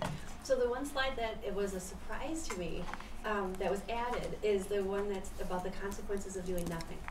And I wasn't anticipating that to come back from this committee, because when we asked this committee to do this work, we asked you, we know that this is something that needs to happen. So could you talk a little bit more about why it was so necessary among yourselves? These were people who agreed to work on a bricks and mortar look at the district and how to expand capacity. I was surprised that there was so much discussion of whether or not the basic charge to the committee was even valid, sort of. And so I'm just curious, knowing that it was important enough that rose to the level of you putting in a presentation back to us, how you're feeling, where the community sentiment is on this. And if you had to gauge awareness of this topic, how that would influence our work as we go out to survey the community about this topic, whether we still have people on a scale of 0 to 100, how far to the 0 end are they thinking this isn't even really necessary to be doing right now, versus where I was sitting at, which was like 101 over, oh my God, because I don't want to be tacking trailers on to the outside of buildings and then look like we weren't planning ahead properly. So it's years at this. So I just see some nodding, and could you talk a little bit about your experience with that? Well, I think we all got our property tax bills, right at the beginning, when we were doing this, and so we went, and that's absolutely not school district related, but we passed a referendum, and that's in people's brains, like, oh, we passed a referendum, and my tax bill just went through the roof. Not related. I mean, if you read it, it tells you what your the operation of the referendum was. But from the people that I talked to who haven't spent 14 hours, working on this, that's what we see. So I think people that I've talked to, friends that I've talked to in Monona, certainly, because they don't have kids that are getting crammed, into their into school when it was still under capacity. So it's, well, what happens if we do nothing? What happens if I think we've gone back and forth and talked. It's just going to be a really hard sell, and it's going to be a lot of us going out and making sure that we're answering questions too, and not just saying, oh yeah, it's good luck. That's they're putting a sign in our front yard. It's gonna be a really, really hard sell, and I think that we wanted to make sure that it was really clear that this doing nothing isn't an option. I mean, it's not a good option. Right. Well, I think we acknowledge it's a bad time. I think, we talked about the Walmart situation. Yeah. We talked about tax bills.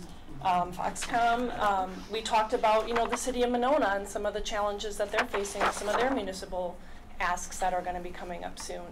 And then as the committee members were out doing some community outreach with our friends and neighbors, You know, a lot of the first things people said were, excuse my language, I'll be damned if I'm building another school. We certainly don't, I'm glad you're on that committee because you'll set them straight that we don't need a school.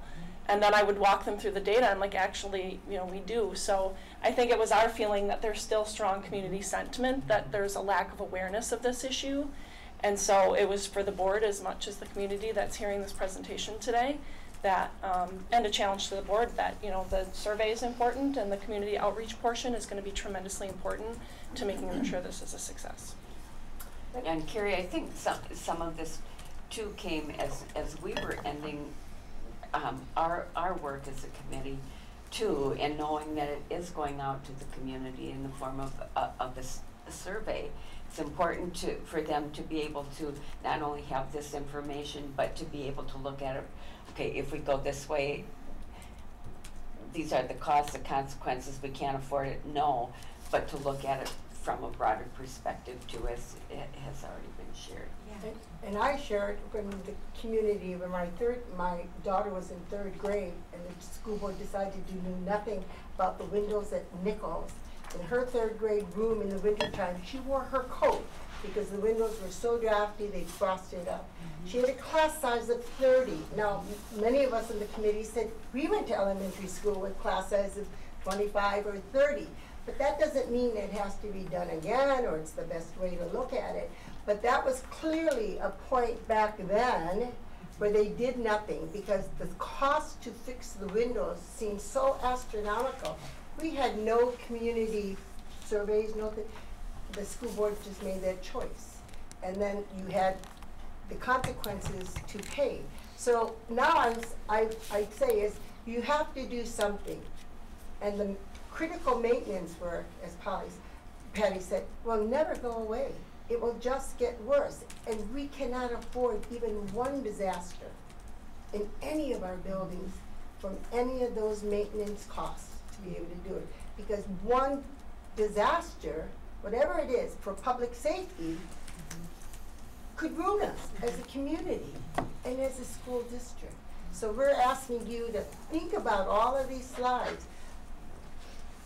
But the do nothing is something that if you came back to us, we probably would be really, really upset. I would be really, really upset that you got to that point.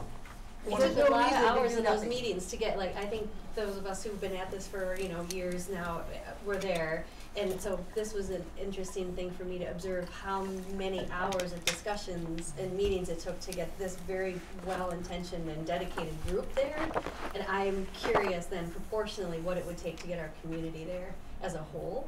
And that's why I'm like really interested. I think the survey will be really important. I think just to make sure there's really good detailed information that's going out when you're asking the survey, because that's going to be a lot of people's first exposure to it. Because when the gentleman came and said the public wants to say something, the public has something to say, if you only put 10 questions out, you know, you get a lot of people in, but you put out 50 and there's like 4 questions that pertain to me, and you ask me, they have a reason to answer it and to be able to do it. So every survey I looked at of every school district in the Badger Conference, the surveys were as long as we got as an example, 15 pages. And the response from community, I was shocked. I was shocked. They were getting 30, 40, 50% back of these multi pages. That told me something that we better do a good job with our community, because if we don't get to hear even the smallest quiet voice, we could lose because they're gonna come back and say, you didn't listen to us, you didn't hear our voice. That's part of what goes into why you see that in action slide in there, is we talked about putting this presentation together. You know, one of the things we realize is that this is a public document. And so this will be the first time that a lot of people will be able to see this data and this information. But this slide clearly states, you know, if we don't do anything, here's the consequences, and here's what you're gonna have to deal with. So I think that's pretty key. You know, the other thing, I'm gonna go back to what Joe said a little bit about the board changing policy on student class sizes and things. that's beyond our scope.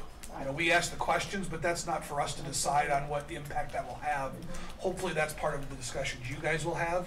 Hopefully some of these things will also lead you to include questions on, if we do nothing in your survey, what, you know, if we do nothing, are you willing to put up with A, B, and C, or put up with this consequence, that consequence?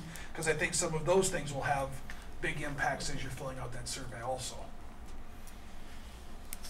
Well, and I think is another possibility, rather than doing the whole thing or doing nothing, doing more of a phase-in. I mean, I think my understanding was from the committee that that's also something the board really needs to talk about is, you know.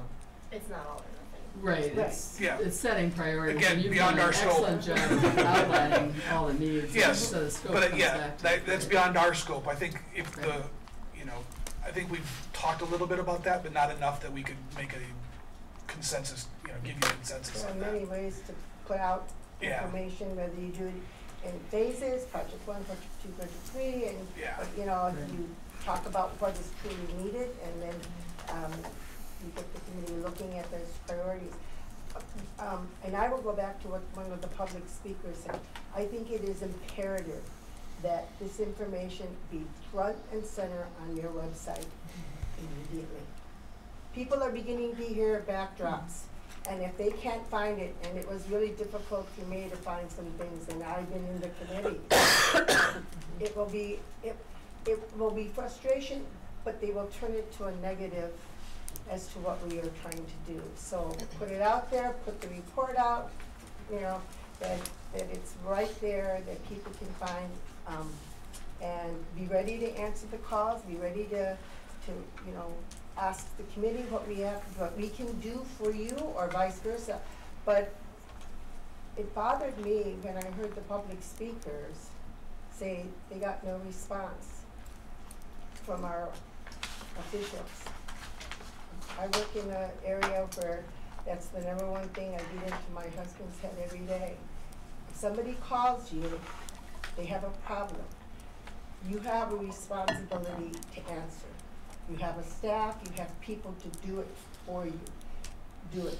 Because if you don't do it, you will never know, but they've told all the other people, and it will make a difference. Dean and then Susan? I'm glad you discussed the class size issue. Oh, yeah. As chair of the personnel committee and dealing with things, teachers particularly and so forth, one of our, you know, there's short term where there's a teacher shortage, or at least quality teachers. And one of our goals as a board and committee is to attract and retain the teachers. And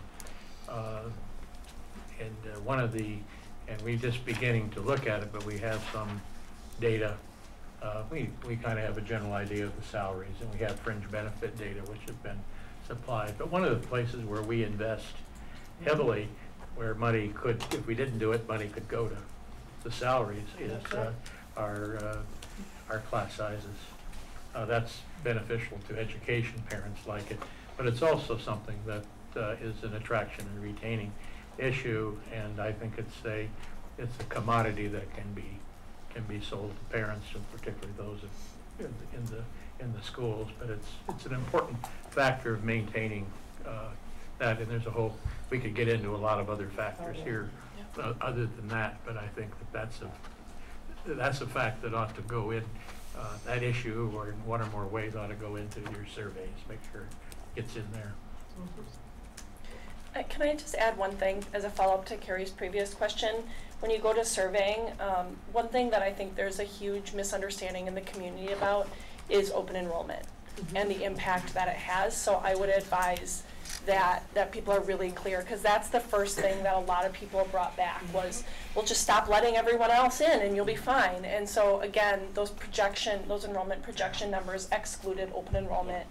But that was something I would just recommend to the board that you really communicate strongly on, because I think that's highly misunderstood in the community. Thank you. You know, it's interesting, Patty, that's exactly what I was gonna talk about. So, I'm gonna kind of ask all of you to be huge advocates for getting the information that you've seen, you've looked at, and you've used out there to the public. Because I'm not sure, I certainly felt in relation to the information that you guys have been working on, we could have done better. So as a public member coming to watch your meetings, it was extremely difficult for me not to be able to see the presentation that was going to be presented that night and what you were going to work on. So that I was seeing it as it happened. So I wondered how you guys were coping with that. So I'm going to really, really encourage each and every one of you to make sure the information that you used and you thought was important, whether it's resources on configurations, whatever, is somewhere where other people can find it. So that as a board member I can say, it's out there, it's up. I also want to really thank you tons for however you did this, the rewrite of the report. I was kind of crushed to see that, and I didn't see it till I walked in the door. And I do check at 3 o'clock in the afternoon just to see what's posted, because it surprised me because I had gone to every meeting except one. It did not sound like you or look like you, or it appeared to give, and maybe it's just me, a picture of what you had done. This one, this new one does. I feel tons more comfortable. So I want you guys, whatever comes forward and the resources that you use. So for instance, one of the things I asked to be posted was for you guys, was the policy on class size and open enrollment. And I still don't, I'm not sure that's up to it. Anyway, it's, obviously I'm not making the dent, so if you ask for it and you say, this is what we use, this is what was important to me to understand. And I watched you struggle through that night of open enrollment, not understanding it.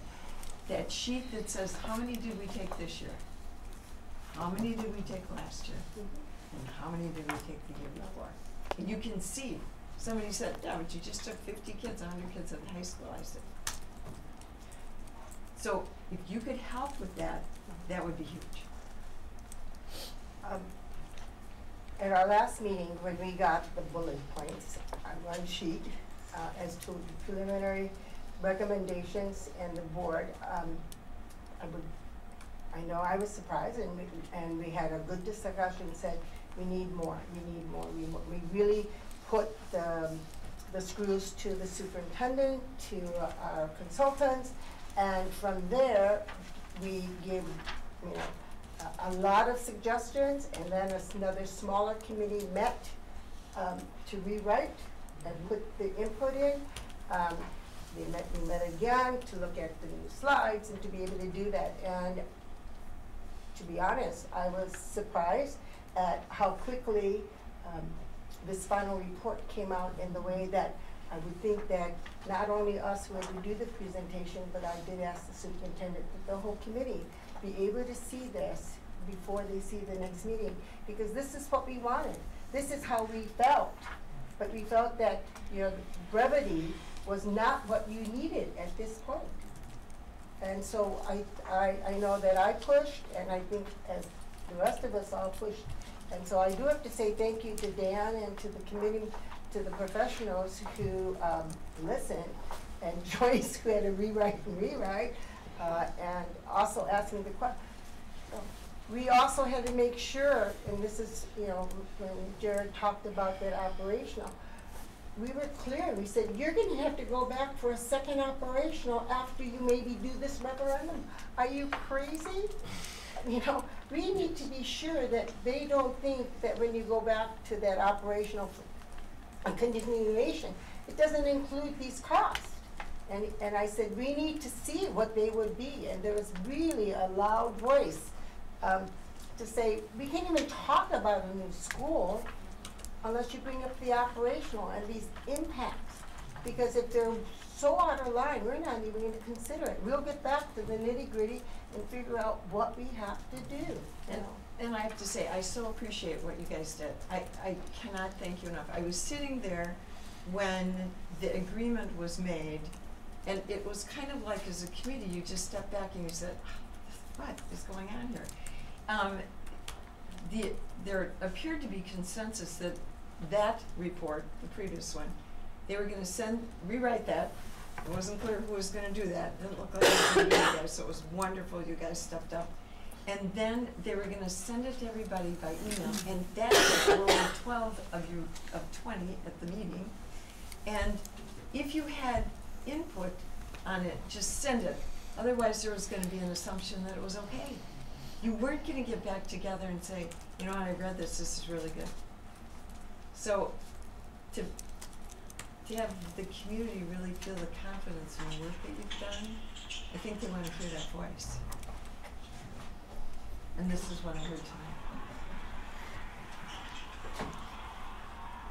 Thank you. Other questions? Carrie? I just have one last one, which was, someone earlier, I had made the note that Patty mentioned earlier about the time to act is now. And I just really appreciated that you said that when you were talking about this. And someone else said if we came back and said, you know, thank you very much, we're gonna let this sit on the shelf, that wouldn't be acceptable. So I'm just wanting to revisit what in particular got you to the point of seeing the urgency of this. And the reason I'm mentioning that is because on our documents that we have tonight, the other one is dated 2015. And when I got that one, I was at the point that I think many of you are at tonight. And the time to act is now, and it's not acceptable to not be actively pursuing this.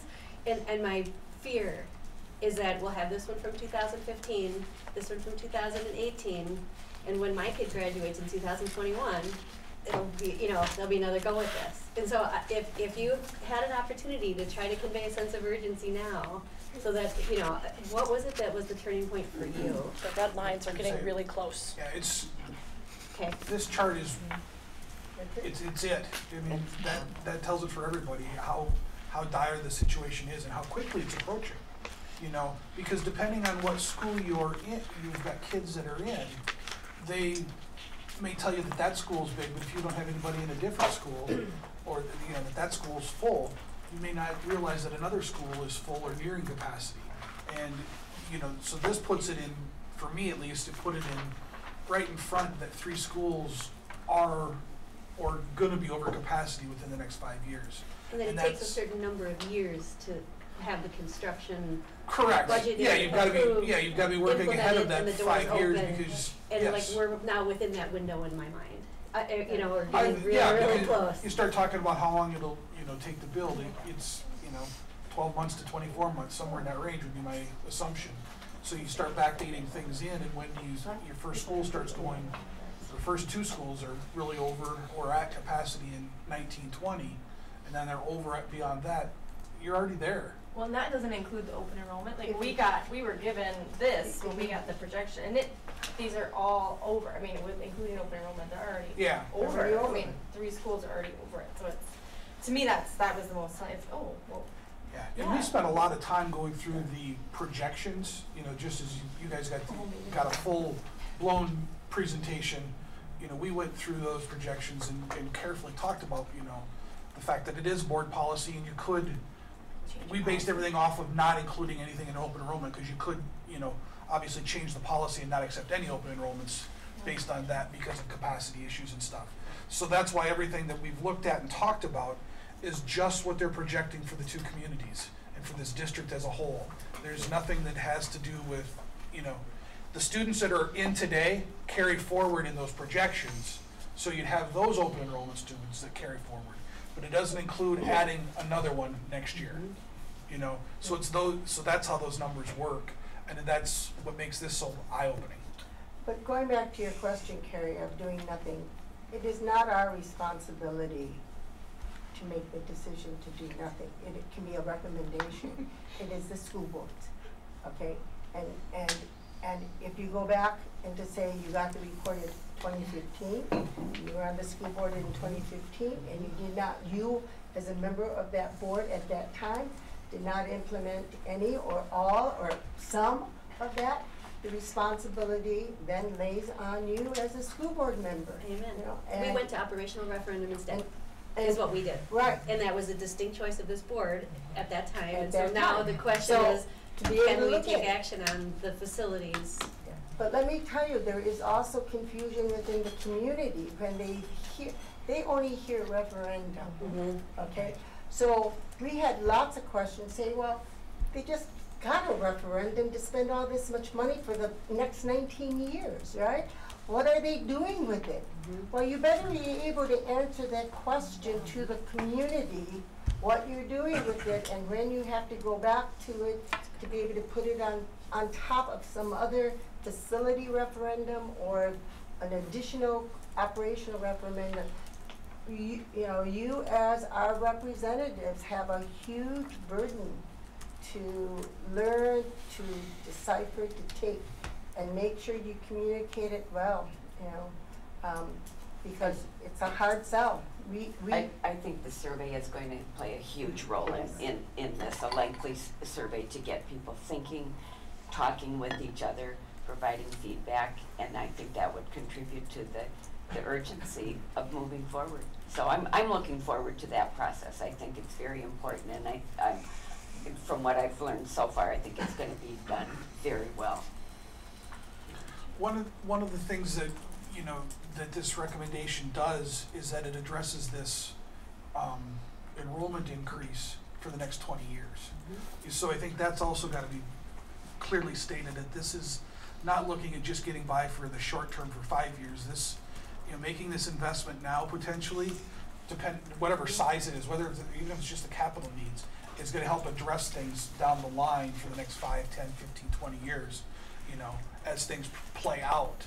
And I think that's one of the reasons that we've come back with this option, is because we see it as being, this might be the last time you can get this through, and how do we solve that for the long haul?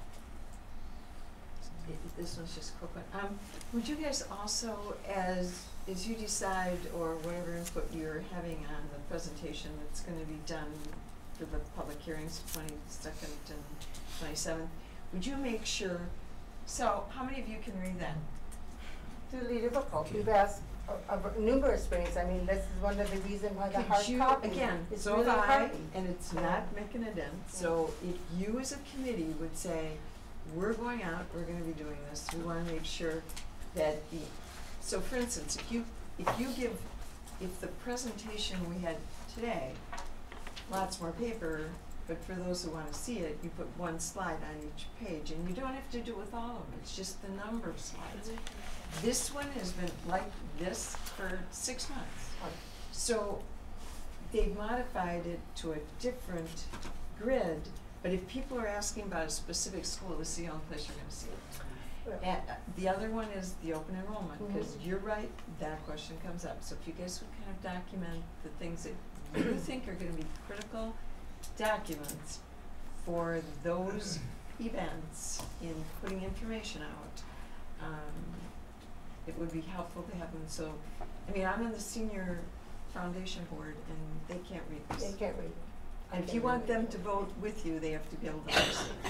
So, one last comment, you know, having the variety of the experience and the extensive community members on our committee, and the value of people like John, who worked at the building of Taylor Prairie and the new schools and those different things, is we have to realize that what you choose now and when it gets built, if you really don't look at capacity numbers, you know, additional capacity, we cannot afford to have a school complete and at its capacity, you know, or built with a gym in the middle that you cannot build around. We are, you know, if these are things that you want the committee to look at more, or criticize the professionals, I'm sure there are members on the board that will do, on the committee that will do it. But I think that's one of the things you have to look at, and we have to be aware of. There is capacity, there is the financial part of it, the burden part, the academic part. But in no way can you not plan for that future. We've gone down the other way, and it wasn't very pretty. Anything further? All right. A hearty thank you. I feel like we should thank clap you or very something. much. Thank you for all of you. Because we're done and you can move on. Awesome. Yeah. No, Thank so you. good. Thank you for all your work on this. Thank you. I was about ready to steal Okay. Pat's water bottle. The last page, please, the next steps. Oh, what's that? Yeah, we have one more page. Yeah. So before we move on, we'd like to cover the last slide on next steps. Sure. Okay, thanks. Make sure I just took it off because there's quirky because it was too small. No, it never was on mine. It won't come up. Just that one side. See, it's not a huge. Dan, the other thing is you need to number the slides. Okay. Okay, so if you look at the last page on the next steps, there's a number of dates and many with some tentative things. So this board's going to need to make some decisions about how we go about these next steps. So kind of working backwards. We know that we're preparing for a community survey to be distributed in April. And so right now we have Bill Foster from School Perceptions booked on March 7th. Okay, we've thrown that date out several times.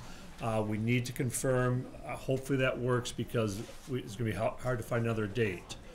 And so we need to confirm that date, and then the question is, what does this board do between now and then? The purpose of that meeting will be for him to come and meet with the entire board, explain the community survey process, how it works, and he'll have a draft ready to go based upon the work that you've seen tonight.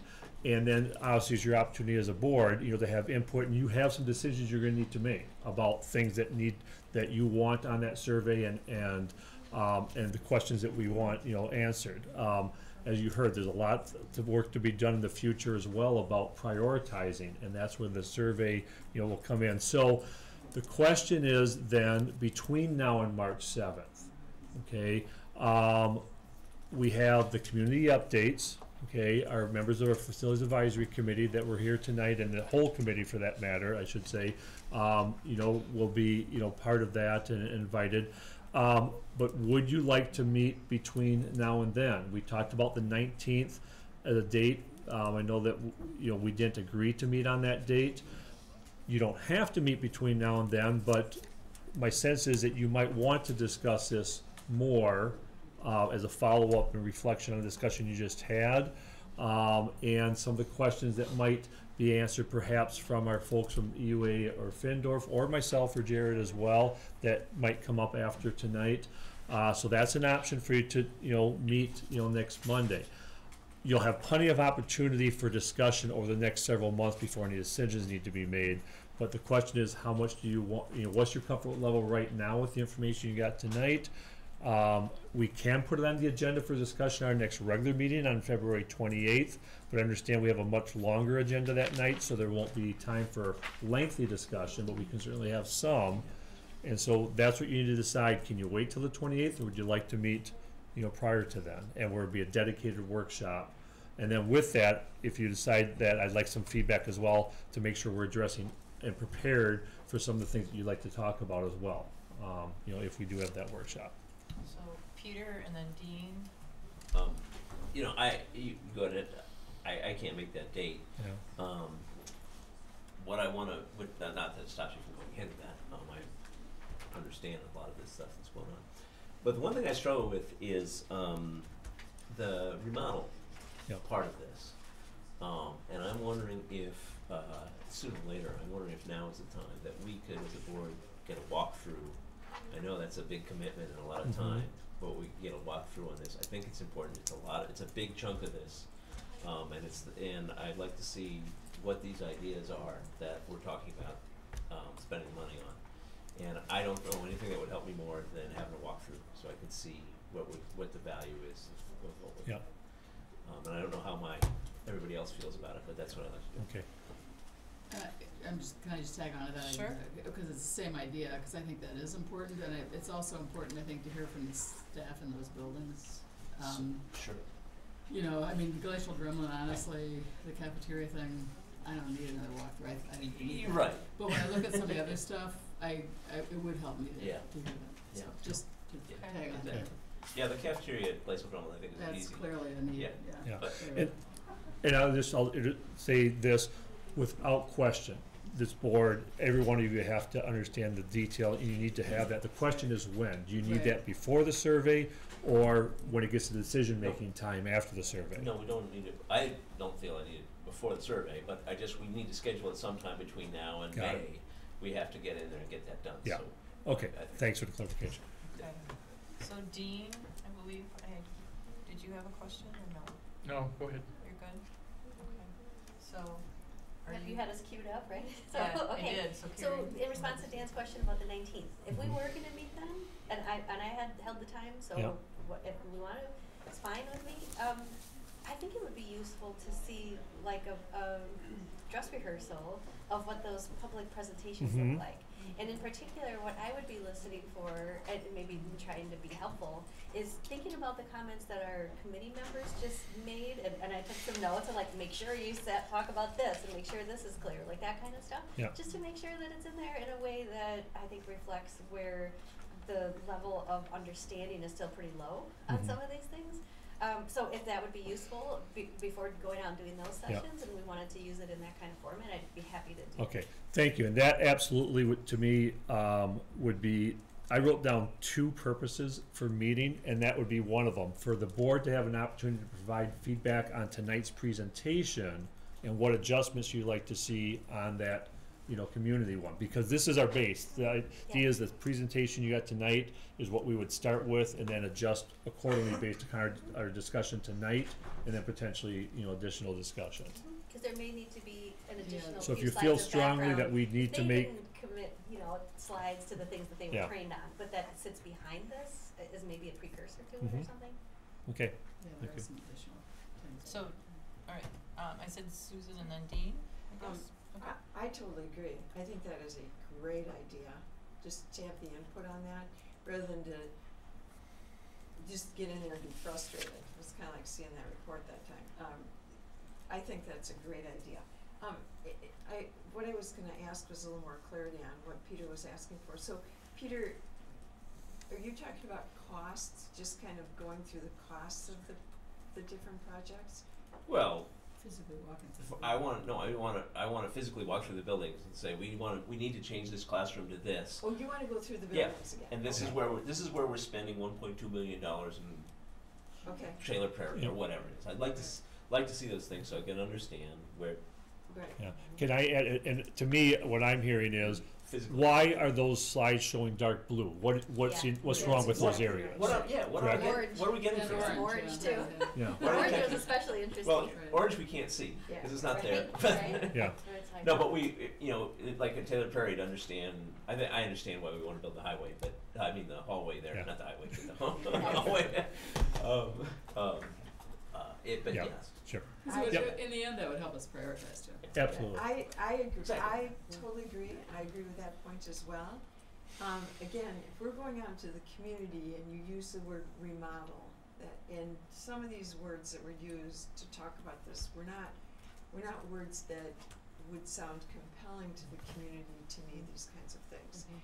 The building capacity, by changing that report, man, you could really see that, you could feel it, except you can't see the slide, but, again, giving the people the package, for me, it would be very helpful, and it could be optional, to have an hour before we go out into the buildings, to better understand the colors, the light blue and the dark blue, and why, to me, capital maintenance, those pieces, putting on the roof, fixing the open window, those are very clear to people. Mhm.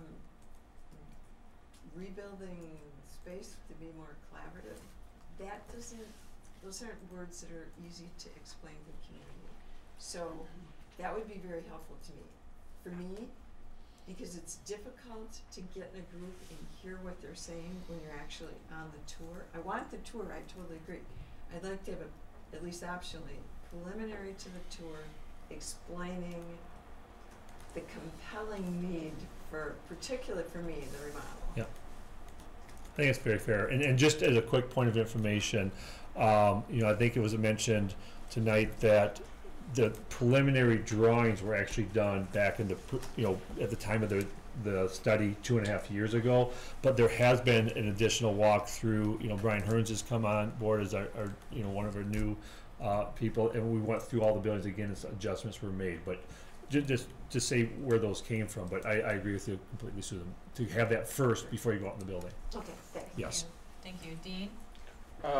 I agree with Peter. I think the board needs to get a hold of the kind of touch and feeling of some of these issues, particularly things that are called remodeling or additions and that sort of thing, because I think those are the school for adding for dealing with enrollment projections, I think is one issue, but I think that we need to be very careful where we need to have some clear priorities on what we need to have passed and dealing with the short term, so I think that we need to understand all of the additions and all those types of things, because I think it's tough to get them through, even if they're close to bare bones. But I think we really have to have priorities, because I think if we can show that here are our overall needs, but we had to make some decisions too. We now need your support for the final, having been through 60 or so referendums I've been involved with, and this is a very comprehensive process here that we've gone through. I think it's very good, but the tough decisions are going to come down to take this recommendation and package it in a way that is saleable, hopefully in one try, and not more than one. Thank you. So, Susan. Well, just one more comment about the remodel part. I think we also need to remember the whole equity question between a new building being built in one community and what's happening in the other community, because that's definitely come up, and I think that's a piece of what we have to keep in mind when we talk about, it's not just remodeling. I mean, there are things that, it's the idea when we talk about flexible learning in a new school, because that's the way we want to go. Well, what about the other kids who are in a building that don't have that? And that's part of that conversation. So I think we all need to keep that in mind too as that comes up. Okay, thank you. So the question before us is still, is there a purpose or need in having those who can meet on February 19th? And could we get that? Did you have your presentation? Yeah, what's our purpose on February 19th?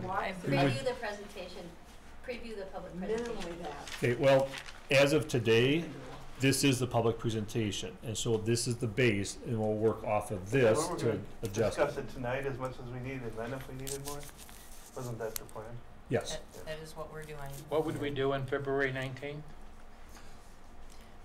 Go ahead. Okay. Continue this I think to me, discussion. 2 things. Number 1, provide specific feedback on the presentation from tonight about which of those pieces need to be part of the public presentation, which things need to be added in, and to put that together, because the first public meeting is next week Thursday. So if we meet on Monday, that gives us time to discuss and then finalize that. Okay. So that'd be one key piece. The second piece is we could have some specific answers for you and additional information about more specifics that we were talking about with regard to what remodeling means in each of those buildings. Yes. So we can start that discussion now as well before we actually go out into the buildings. Sure. One of the things, and it's kind of related to the presentation you're mentioning.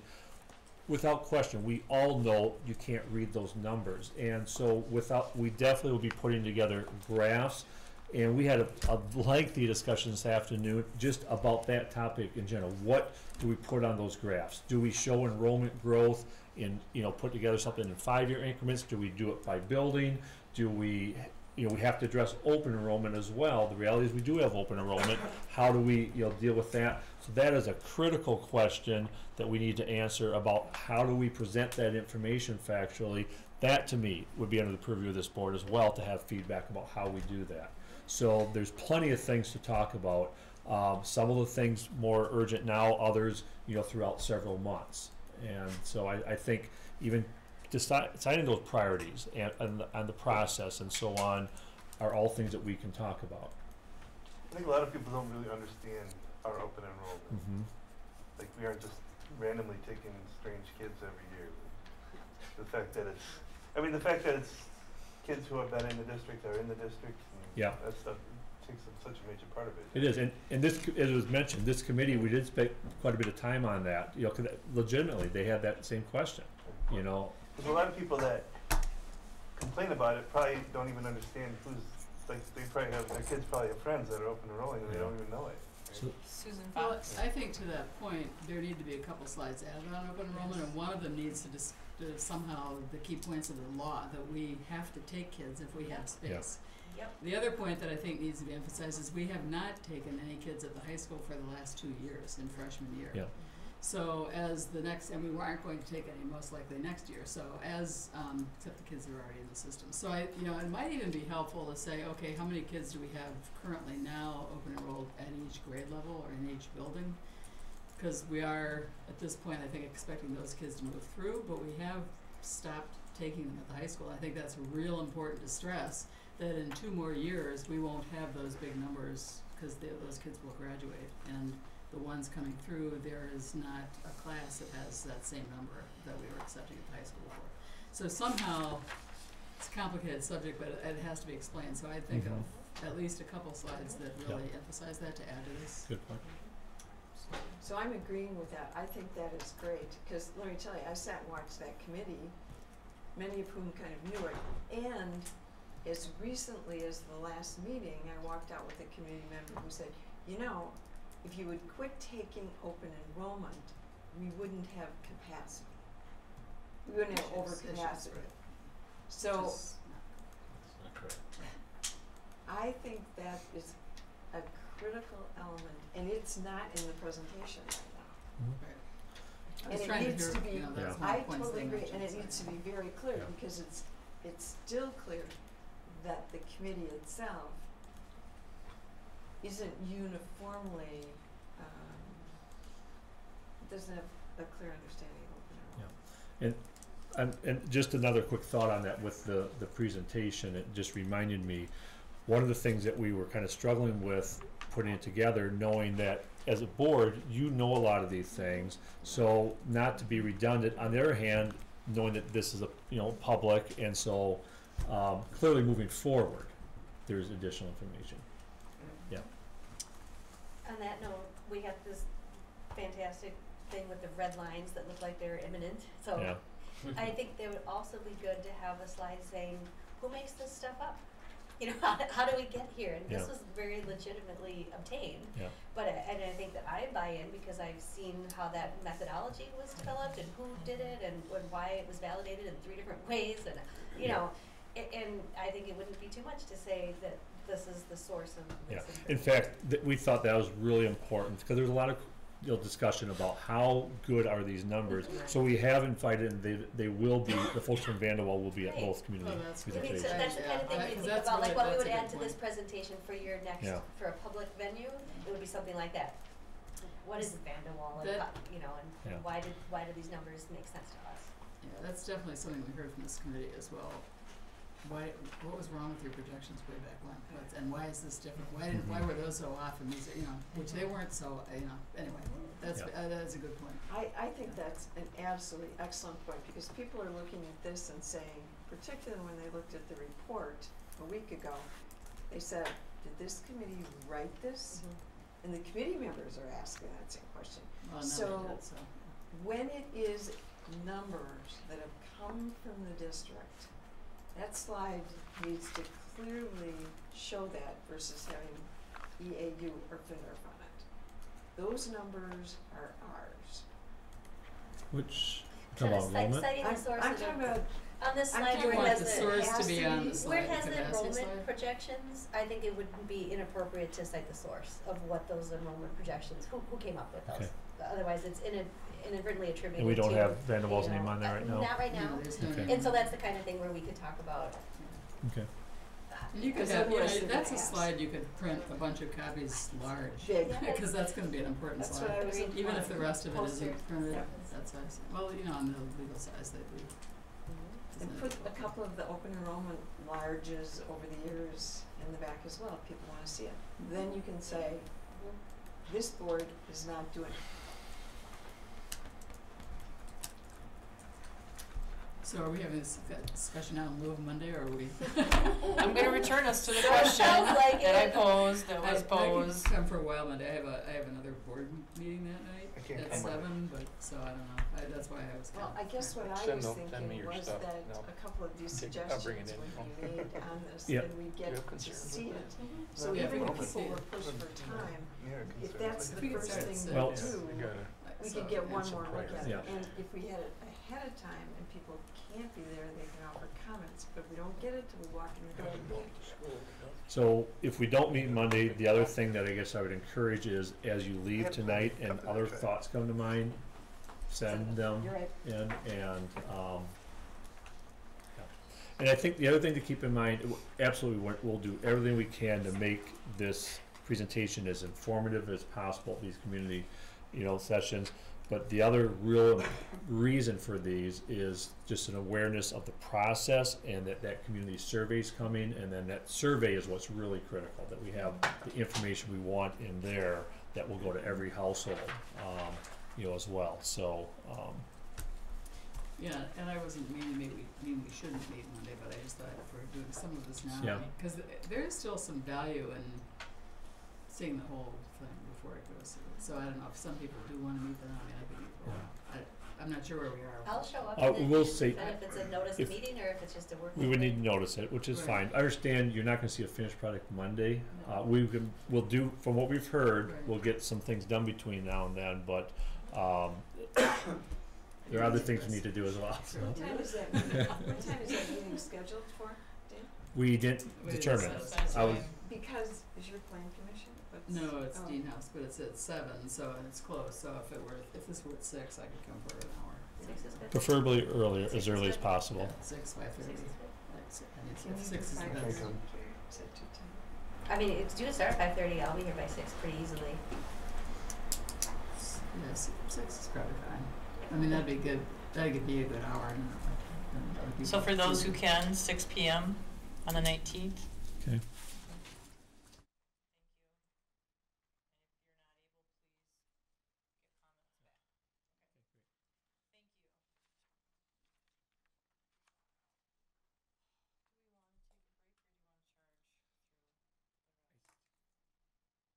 Depends on how long the reports take, because the action items should be pretty quick. Carry on. I'm fine with doing your reports, but the reports could easily be deferred to the next meeting.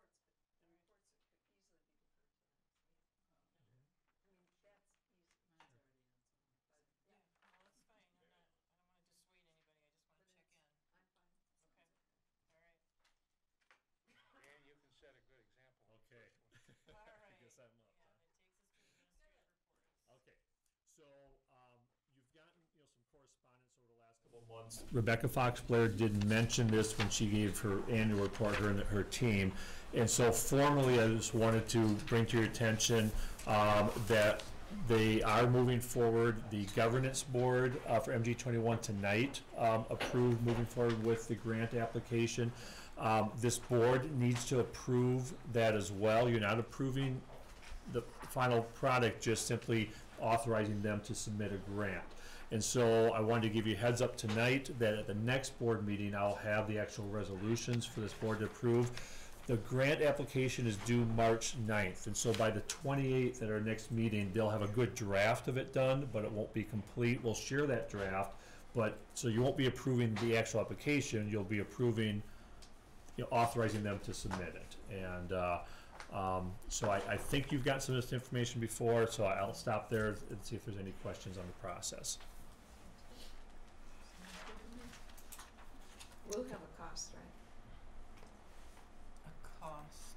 I mean, it's basically a grant. They're applying for All a I grant. wanna do is clarification that On the we're applying to have money come Correct. to us rather than it being a cost to us. Right, it's also a planning grant, yeah, and that money can be used, and there's a couple components to it, but it'd be at least $650,000, and it can be used over a 5-year period, for planning.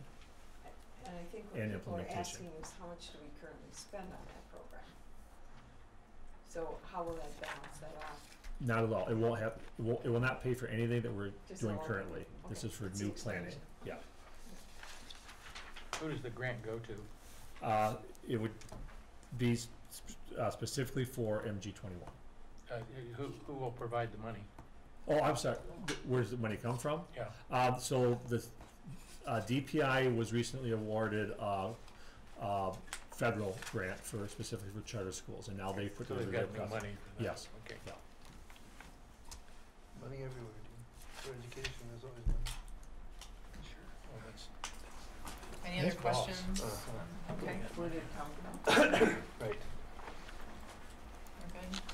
That'll take us then to board reports, starting with the Personnel Committee and Dean Bowles. Well, I'll try to make it very brief. The board is, the Personnel Committee is making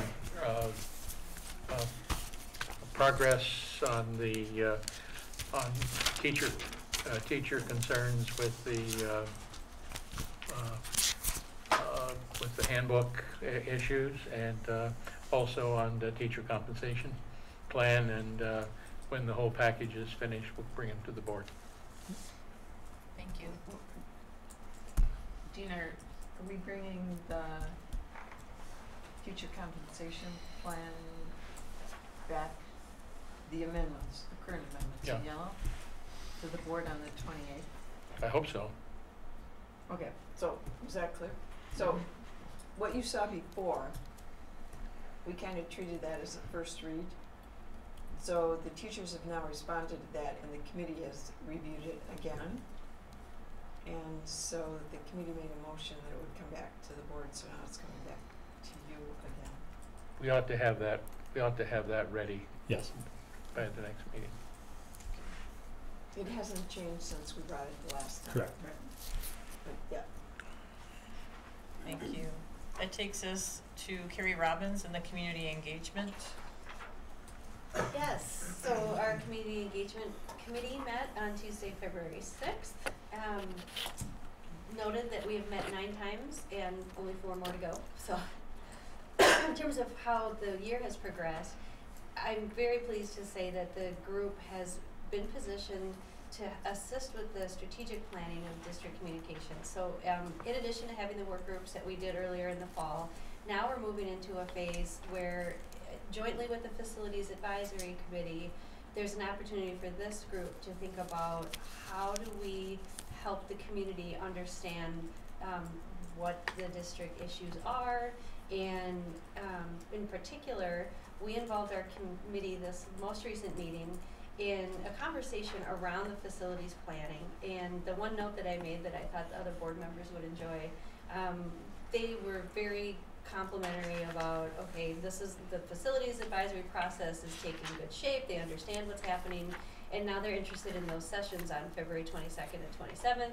So the one note that I had, I thought you guys would like, is that they overwhelmingly said to involve Jared in the presentations. And that was like really funny to us. They're like, they love that guy. So when they were talking about, it was very funny. So I thought I would share that here. Because they were talking about how much confidence there is in feeling that there's sound financial management of the decision making and the attention to the debt and what's being done in that regard, which is really important if we are talking about maybe needing to look at our resources and do we have enough resources for expanding capacity the way we want to. So that was funny to me and worth noting. And then the other thing that the committee's working on right now is helping to assess any gaps that the district has in implementing communication strategies. And so Dan was working with our committee at this most recent meeting to start thinking about gaps in the current staffing and things that we'd like to be doing that there just isn't falling in anyone's job officially to do. And so I think that conversation will continue at the next meeting. And I wouldn't be entirely surprised if eventually this working committee, the community engagement committee, comes back here to this group with some kind of a recommendation or request, or being able to move something out for this group to consider as a whole, maybe in support of something that Dan's going to be drafting, or that the committee could help, put together. But that's next step, that we'll have a couple more opportunities to bring the closure. We did encourage our community engagement committee members to attend the sessions on the 22nd and 27th, and I'm hoping that many of them will be able to do so to help continue to monitor and give feedback around what are the questions that people have about all the things going on in the district, because those kind of public presentations trigger all kinds of things in addition to facilities. So I think they're listening for that as well. I'm really grateful for the people continuing to show up on that committee, because it's a big group, and they're invested and want to contribute. And I thought telling that when we asked if they had any ideas, we almost couldn't keep up with the notes that they had for how we could continue to get the word out about stuff that's important to us. So yeah, I'll leave it there for right now, unless people had questions. Thank you. That takes us to Policy Committee and Susan Fox. Thank you. And I, for once, actually got organized enough to do a written report, so I don't really have to say much. We haven't met for a long time, partly because when the Neola updates come in, it takes a while for Dan to have time to work through them with the Neola rep, and there's been so much else going on. So we just met, and we decided to prioritize policies that might need to be reflected in the student handbook, and so that's where we started. We have much more to go through. We are going to look at the 9130 on public requests, suggestions, or complaints again. We found through the process some things that we need to look at again with that regard to that. And also some Neola updates. So it's all there for you to read, and we have a policy meeting next week as well. So we're hoping to bring these policies that might have some relationship to student handbooks to you on February 28th, possibly. So they might, for a first reading, so then they could possibly be approved in early March, in the event that any of them do need to be included, so they're all done before the handbooks get printed. That was the goal. And then there are numerous other policies that need updates after this, but that's it. Thank you. Can I just ask one quick question? Sure. At some point in time, I think, and I'm just mentioning it tonight because it came up at the last meeting. First of all, thank you, Susan, we just met yesterday morning, and we're not for a long time. One of the things we kind of learned as a committee was there's a little bit of learning on how to access the policy information if people are interested in seeing it. So for instance, we were actually talking about one of the policies that was discussed tonight as a major concern. So, and there were some recommendations for reviewing. And if the board had wanted to see that, or they were referring somebody to see that, just taking 5 minutes in one of the reports sometimes, doesn't have to be right away. Showing them how to pull down and see the different things. Thought about that typing in the report tonight too, and I guess I don't know how people are doing it. It's just at some point. Yeah. And if anybody wants to access that, I can explain it to you. I actually wrote an email to Susan about it, so I can forward it to everybody else too. Because it's not that hard, and but some of you who are more technically apt than a couple of us are may have figured it out already, because all you have to do is play around and you can find it. You have to click on the check mark. It's not that hard. It really is not that hard. So I can, if anybody's interested, let me know and I'll send you the. Would you go ahead and just share it? Sure. Thank you. Yep. I'd appreciate it. Thank you. The reason it's helpful is it shows you what the updates are that come in from Neola and the rationale, which you don't always get when it comes to you. Great. Thank you. That takes us to the Monona Grove New Teacher Project and Dean Bowles. Again, this is a great committee to be assigned to. You don't have to do any work but go and participate from time to time, just asking questions. But they had an excellent session last time. They had gotten feedback from all of their new teachers and how they were doing and what was the things they could improve upon, and they had a very productive discussion and meeting on how they could move ahead on getting back to the teachers. I've never seen a committee really engage the entire time on what they're doing than that group. They're great. Yep. Yeah, So I think love everybody it. should be on that at some point, Yep. because Yes. it's very impressive. That's really neat. And it's a microcosm for what a lot of our teachers do every day, I think. Yep. In their planning teams, so it's neat to see. Thank you. All right, that brings us to possible action items, and we'll start with our summer school dates for 2018, 2019. Okay, so this is the second year now with the adoption of the Neola policies that is actually now a board requirement that you approve summer school dates. And so you have a memo there from Lisa Height to myself with the recommendation. I think it's pretty self-explanatory. It is essentially a status quo as far as the time period that we use. The challenge is always when the 4th falls, and so with this case, the recommendation was to not have summer school on the last 3 days of that week, and then it would take us through July 13th. So we're asking for approval of those dates for our summer school program.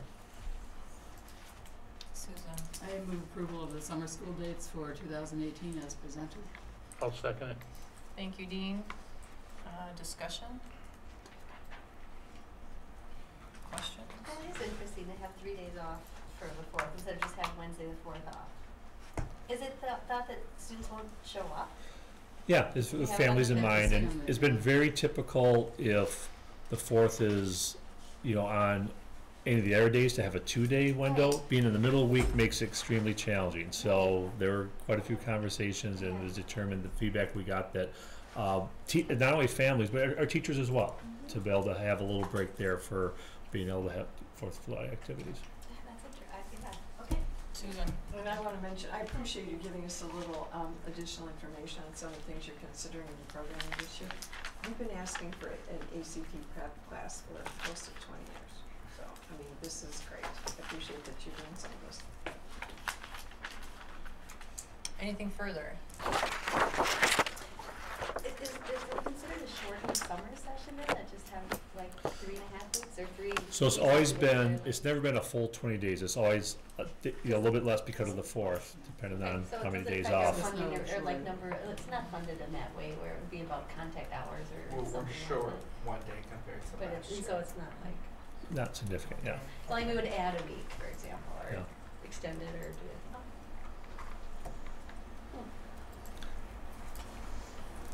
Are we ready to vote? Spectacular. All those in favor of approving the summer school dates for 2018, 2019, please say aye. Aye. Aye. All those opposed, please say nay. The summer school dates have been approved. That takes us to a resolution for membership in the Wisconsin School Nutrition Purchase Cooperative and the 66.0301 agreement. Yes, so this is the second year, this would allow us to participate in the second year. This past year is our first year participating in it. It costs us $300, which allows our food service to go together with, obviously there's a list of schools that have participated to get better buying power and to offer professional developments. Dean? Is that in cooperation with the CISA? No, this is actually a whole bunch of different school districts come together. Okay. All right. Susan? Move approval of the resolution for membership into the Wisconsin School Nutrition Purchasing Cooperative, 66.0301 agreement. As presented. Thank you. Discussion? Questions? Jared, the only question I had was, are our lunch folks happy with our experience the first year? Yes, they are. So. I kind of assumed that, but I just Nope, wanted to that's a great question. verify that. And so this year there was 53 schools, and it looks like there's 4 new schools coming on board, so we'll be at 57 schools. Thank you. All right, we're prepared to vote. All those in favor of the resolution for membership for this next year, please say aye. Aye. Aye. All those opposed, please say nay. We have approved our membership for this upcoming year in the School Nutrition Purchase Cooperative. Thank you. Yeah, all right. That takes us to a revised 2017-2018 co-curricular schedule. Okay, so on the schedule on the third page, you'll see the recommendation to add an additional position. It is a fine arts advisor position, and there's a little bit of a written summary explaining the background there, but essentially it is for coordinating a fine arts banquet, and we said the comparable is very similar to the National Honor Society. So the Personnel Committee has had a chance to review this. Principal Bross had a chance to present to the Personnel Committee the rationale and so on, and so we're recommending to the board approval of adding this position.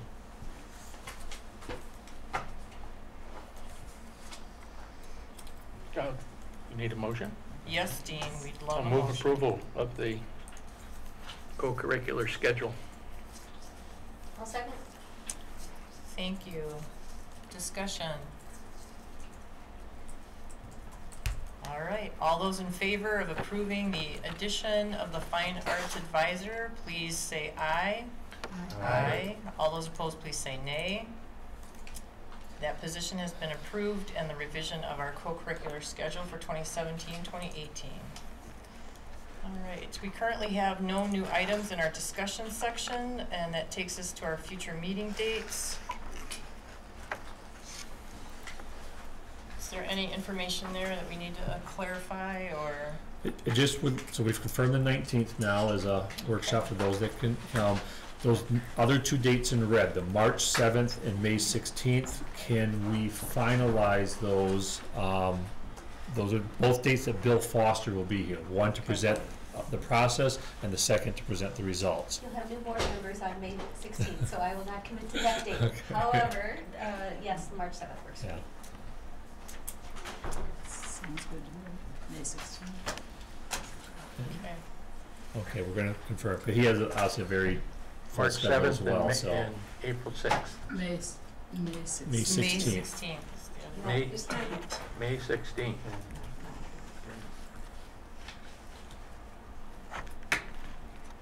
Okay. Anything else? We're good? All right, we need a motion to adjourn. I'd like to move to adjourn. Second. Is it Thank you. 9:38, Joyce? Yes, Something ma'am. like that? All those in favor of adjournment, please say aye. Aye. Aye. All those opposed, say nay. We are adjourned. Thank you, everyone.